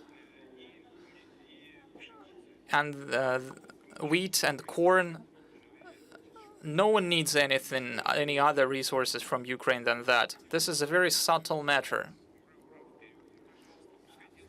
Nevertheless, they want to join it. Okay, it's up to you, but there are a lot of problems. Regarding relations, you said that the relations will normalize, but relations are volatile. Let's imagine 20 years ago our relations inside our country with the Chechen Republic, and now the Chechen people are fighting hand in hand with Russians. So we see that the relations are changing. Let's take a wider look. When it all ends, whether the world will it become more safe, secure? Will it become safer and secure, more secure for us? Because on the border with Ukraine or Poland, no one knows what the border will be. So on our border there will be a more reinforced and unfriendly NATO at our borders. Will it be more secure? Or, as you have said, it is impossible to agree on anything with them. It's impossible to respect commitments reached. And as you said, we are just taking back what is ours. I know a lot of people, they really wanted you to say that, and you said it. Yes, indeed, it is the case. I openly, publicly stated that the Soviet Union is historically it is Russia, but it happened that it collapsed, and I would like to stress that we treated the sovereign processes in the former Soviet Union with respect. We have always treated them with respect. We are allies, we are brothers with Kazakhstan. We are members of the same military bloc, the CSTO. We are members of the same economic organization. Who in Russia can even imagine spoiling relations with Kazakhstan on any issue? This is nonsense. We are in favor of strengthening our relations with Kazakhstan. The same would be the case with Ukraine. If we had had allied or partnership relations with Ukraine, no one would have never thought, and there would have never been problems with Crimea, because if Russian-speaking population rights had been respected, then no one would have thought that what we see would happen. But they all did it with their own arms. And the nationalism that was cherished in the Soviet Union, and this nationalism after the collapse of the Soviet Union, it was actively galvanized despite our supply at a very minor prices of energy resources to Ukraine, despite us subsidizing the Ukrainian economy. Those nationalism was constantly growing. And why? Because of the ambitions of a narrow group of people, of those who follow the ideas of Bandera. And that's it. If we had had normal relations, that this tragedy would have never happened. I assure you. But we are not the ones to be blamed for it. As for the future, first of all, we are ready to build relations with everyone, despite what's happening today. And secondly, our security guarantees are our army and our fleet. They are the main guarantors. As we remember, they are our only allies. Mr. Putin, it's unpleasant to think about it, but why is it so hard for us to build relations with the Axis? It's always difficult to deal with the Axis, but is it about Ukraine? So is it the problem was that Ukraine was charmed from outside, or we can also be blamed? We can also we are also guilty. And I have also a question to the president of Kazakhstan. Do you have the impression that Russia could have paid a lot more attention, or something like that? It's a question to you both. Of course. Firstly, you have just said that we are taking back what's ours. Historically, the territories on the Black Sea coast, we're not claiming that they should go back to Russia, but this Novorossiya region, it emerged after a few wars with the Turkish Empire. What Ukraine are we talking about it? What does Ukraine have to do with it? It has absolutely nothing to do with it. Western parts of Ukraine joined Ukraine after the Second World War. Stalin took those parts from Poland, Romania, and gave it to Ukraine. And it gave Poland eastern parts of Germany, territories to the left of Dnipro. How it emerged? Ukraine came to Russia having 3 territories: Kiev, the Kiev Oblast, Zhytomyr, and Chernigov. It was 1,545, the year 1,645 or something. And everything that happened when the USSR emerged in the 20th century, all the territories that Ukraine has now, they were all presented as a gift by Lenin. Donbass was first decided to be part of the Russian Socialist Republic, but then the decision was overruled, and so they gave it to Ukraine in order to increase the proletariat share in Ukraine. But the situation has changed. Yes, we have agreed to it. We respected everything. You say maybe we should have acted differently.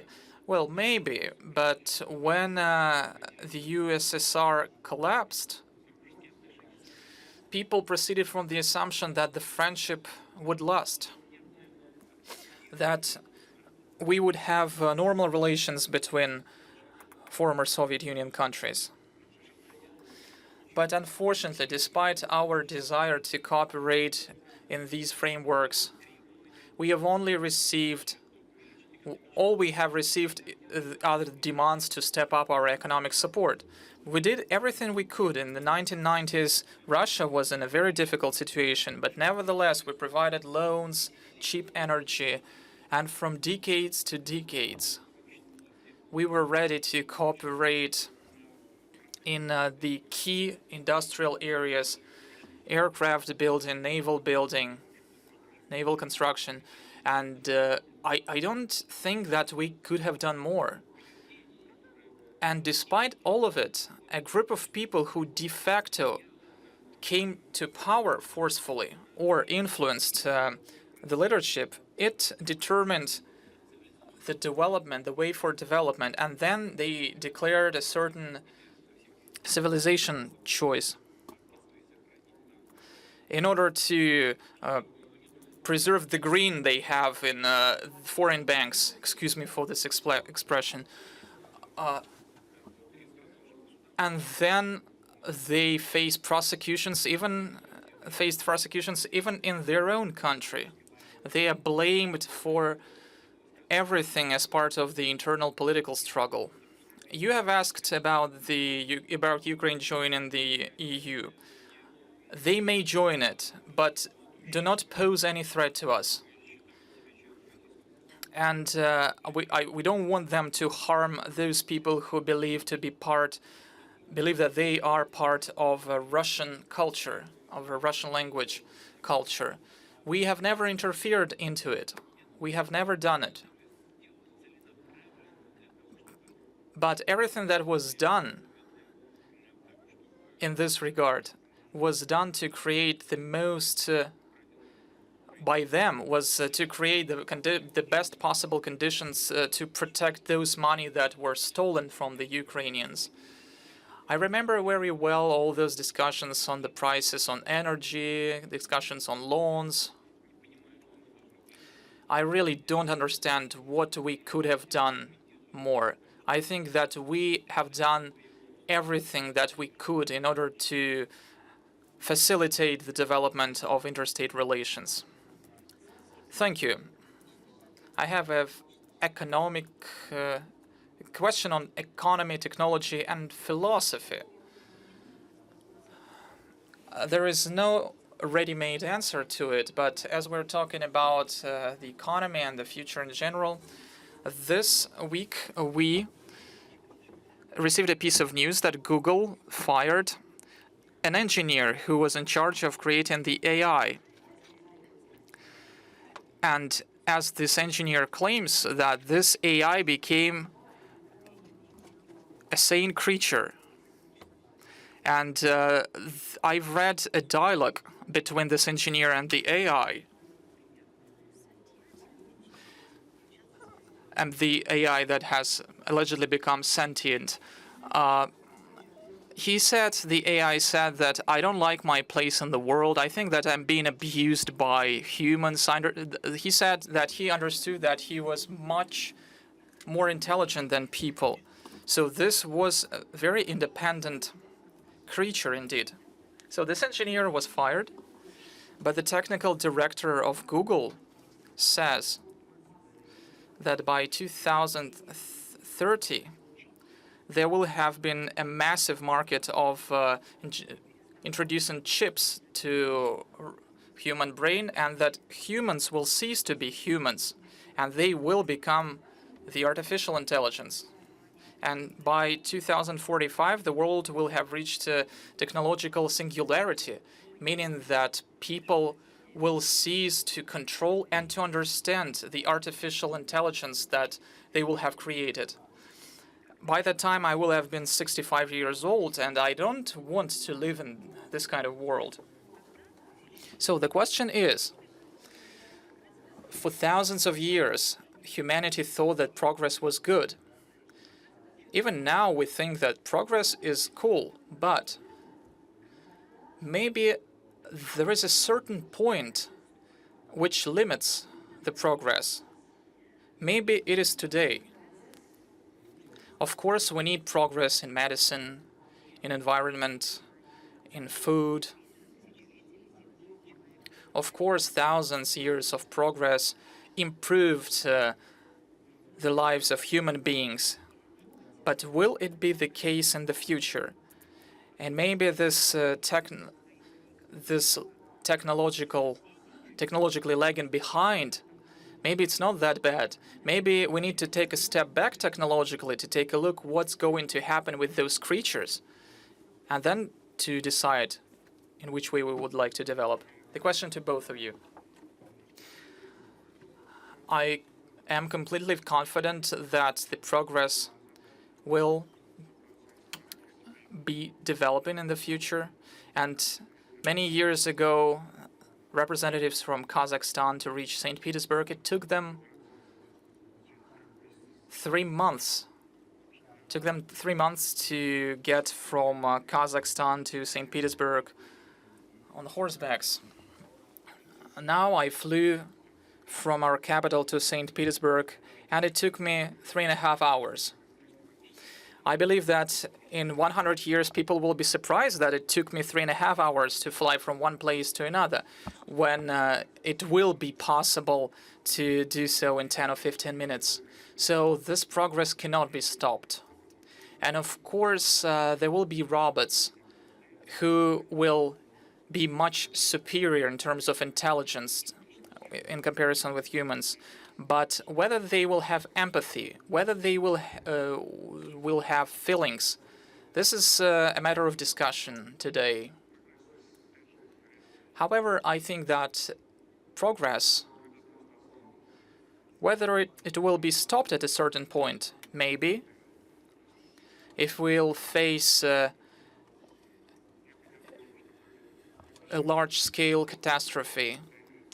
But personally, I would like you to see what's going to be with those inventions in 2045.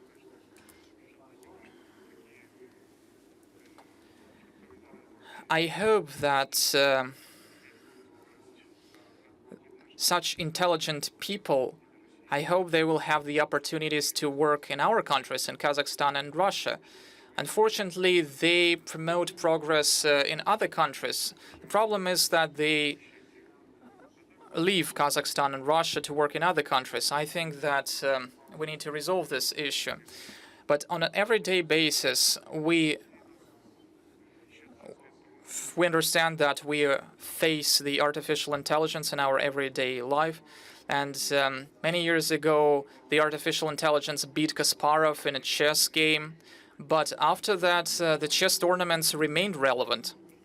Thank you for mentioning it, but the technical director of Google, who predicted all this by 2045, it was him who said that by that year, in the past, he said that the artificial intelligence would eventually beat a human being.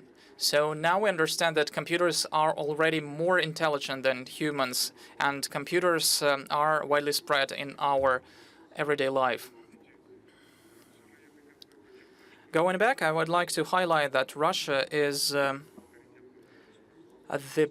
biggest, the largest, and the most important, I would even say, state in the former Soviet Union, and largely thanks to the incumbent president of the Russian Federation, President Putin.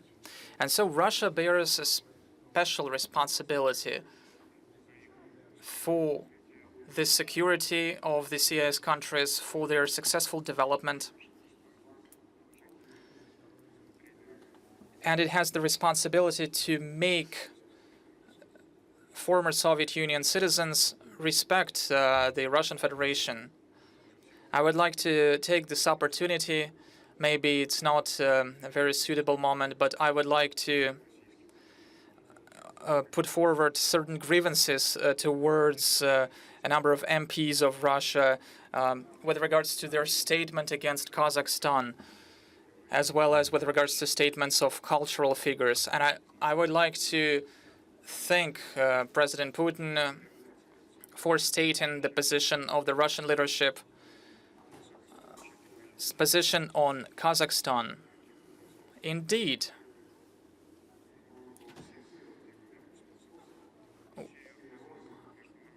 there are no reasons for our peoples to proceed into strife. So I don't know what those cultural figures and MPs, whose interests do they serve when they comment this or that decision by the leadership of Kazakhstan, or this or that process that takes place in our country? Thank you. Well, actually, I know who you're referring to, but probably this is not a place to have this discussion here at SPIF. President Putin, before that, I'd like to comment on this remark. It is important. Look, under the current circumstances, certainly each state agency, each country is concerned and is worried about avoiding excessive losses and bearing excessive costs that could be avoided. It's only natural. And on a working level, you can always find a solution to any problem if there is a goodwill. And Kazakhstan and Russia do share this goodwill. And I want to make it very clear. Kazakhstan is our partner in the direct and the most widest meaning of this word. Now, as for AI, I think at the moment, the situation you've described, well, it's just a reflection of what the creator of AI thinks. That could well be. That's why they decided to fire him.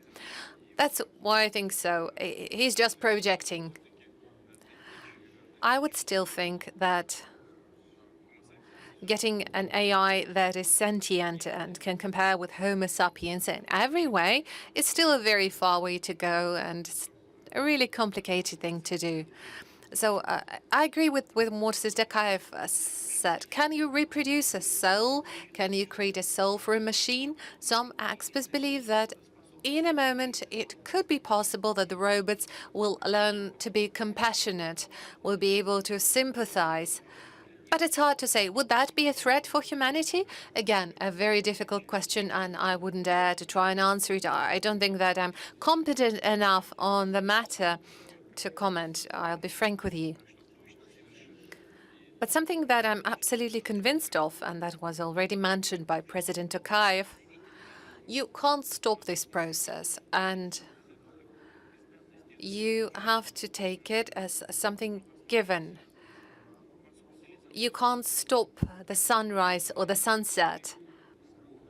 Let's see, at a certain moment, China invented the gunpowder and kept the recipe a secret. But you can't do that forever. You can't stop it from getting known. The same applies to nuclear technologies or anything else. You cannot stop progress. And you shouldn't really try. You shouldn't try and stop the sun from rising. You have to think how to deal with it, whether you want to go sunbathing today or maybe rather not. But the sun will rise anyway.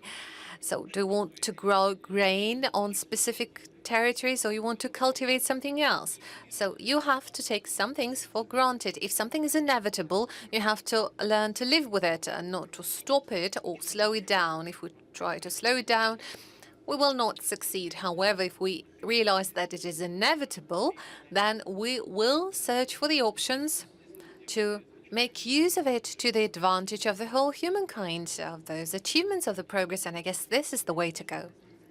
You know, some experts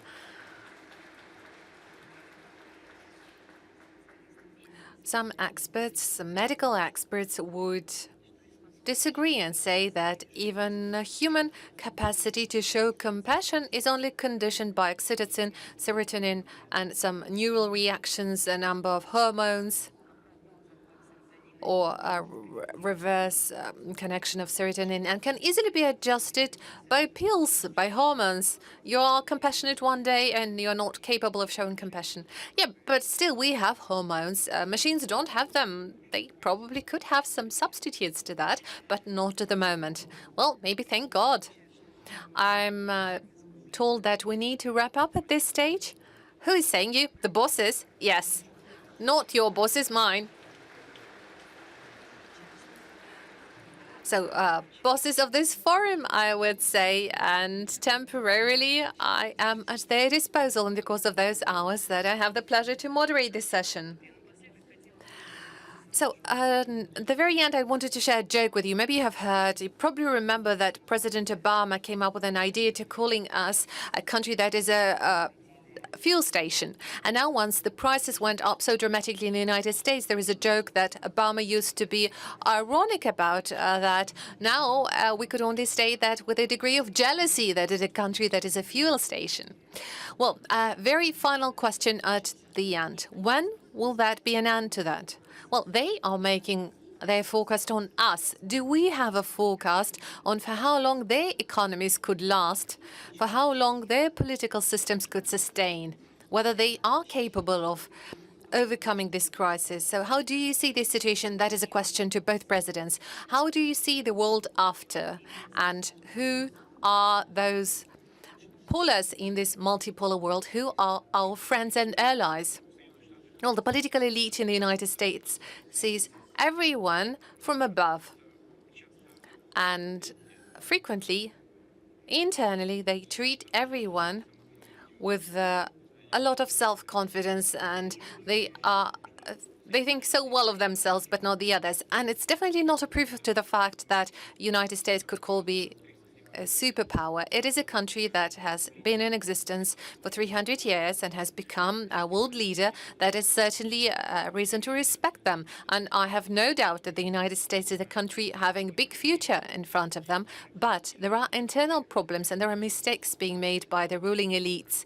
And there will be consequences to those mistakes exactly due to the reason that those problems are being accumulated and aggregated. We see it from the inflation that is skyrocketing. We see it in other areas, in economics. You've also mentioned energy sector. Well, where are those prices coming from? Are we raising prices to the energy carriers? Well, that's ridiculous. There are energy experts in this room, people who worked in the oil and gas all their lives. Are we raising prices? No, the market is doing that. And who is ruling this market? Them. And as a result of it, the prices are going up. Their activities are affecting the prices. The same applies to gas prices. We've been asking them so many times, do not pay attention to spot prices. Well, you want it okay, but long-term contracts allow us to give investments in the long run, and you can get resources at market prices tied to, a basket. No, they want spot prices. All right, you go and pay for it. 1,500 euro for 100,000 cubic meters of gas. And we sell them price at 5 times lower. We are basically subsidizing EU economy. And the same applies to the United States. All I'm saying that those controversies are constantly increasing. And if this policy goes on like this, they will keep aggravating. But I still think that American people, and I have a lot of respect for American people, will face the problems that are being accumulated because of the attitude of those elites, because of their actions. And I do hope that American people will put them into place when a political and economic elite, primarily political elites, will have to respond and react to the demand of their population. And finally, inside those countries, including the United States and the international community, the relationship will be structured properly. I'm more of an optimist rather than pessimist. Well, it's really great to hear that you are an optimist, not a pessimist. Really good to hear. President Tokayev, what would you say? I think that the world is indeed in a crisis situation, and those are assessments provided by the United Nations. At the same time, we need to bear in mind that the United States and generally the West has a lot of resilience and have a big capacity to withstand all kinds of pressures. And in this regard, the United States, as we frequently say, look like beneficiaries of the current situation. They seem to be somewhat outside of this context and do not really get to feel the consequences and the impact of the crisis. The economy of the United States, as I was saying before, is developing quite dynamically. It is modern, it is advanced. But in our part of the world, we still have a lot of opportunities. And I was paying compliments to the Russian economy, not just because I'm a guest here and I'm supposed to say some niceries to the hosts. No, that is really the case. And I am absolutely a strong supporter of integrational processes, regional cooperation, and by no means should we self-isolate and take a defensive stance. No, we should go out to the markets, and the president of Russia was very convincing on that today. In today's world, there are so many good, promising partners. You just need to work with them, you need to find them, and it's good to see that a whole number of countries are expressing their practical interest in joining the operations of the Eurasian Economic Union. So we have to stay optimistic. Thank you very much. That was President Tokayev. Thank you very much for your openness. That is indeed rare to see at that kind of formal official events. Thank you for being so open regarding my question on DPR and LPR. And I guess those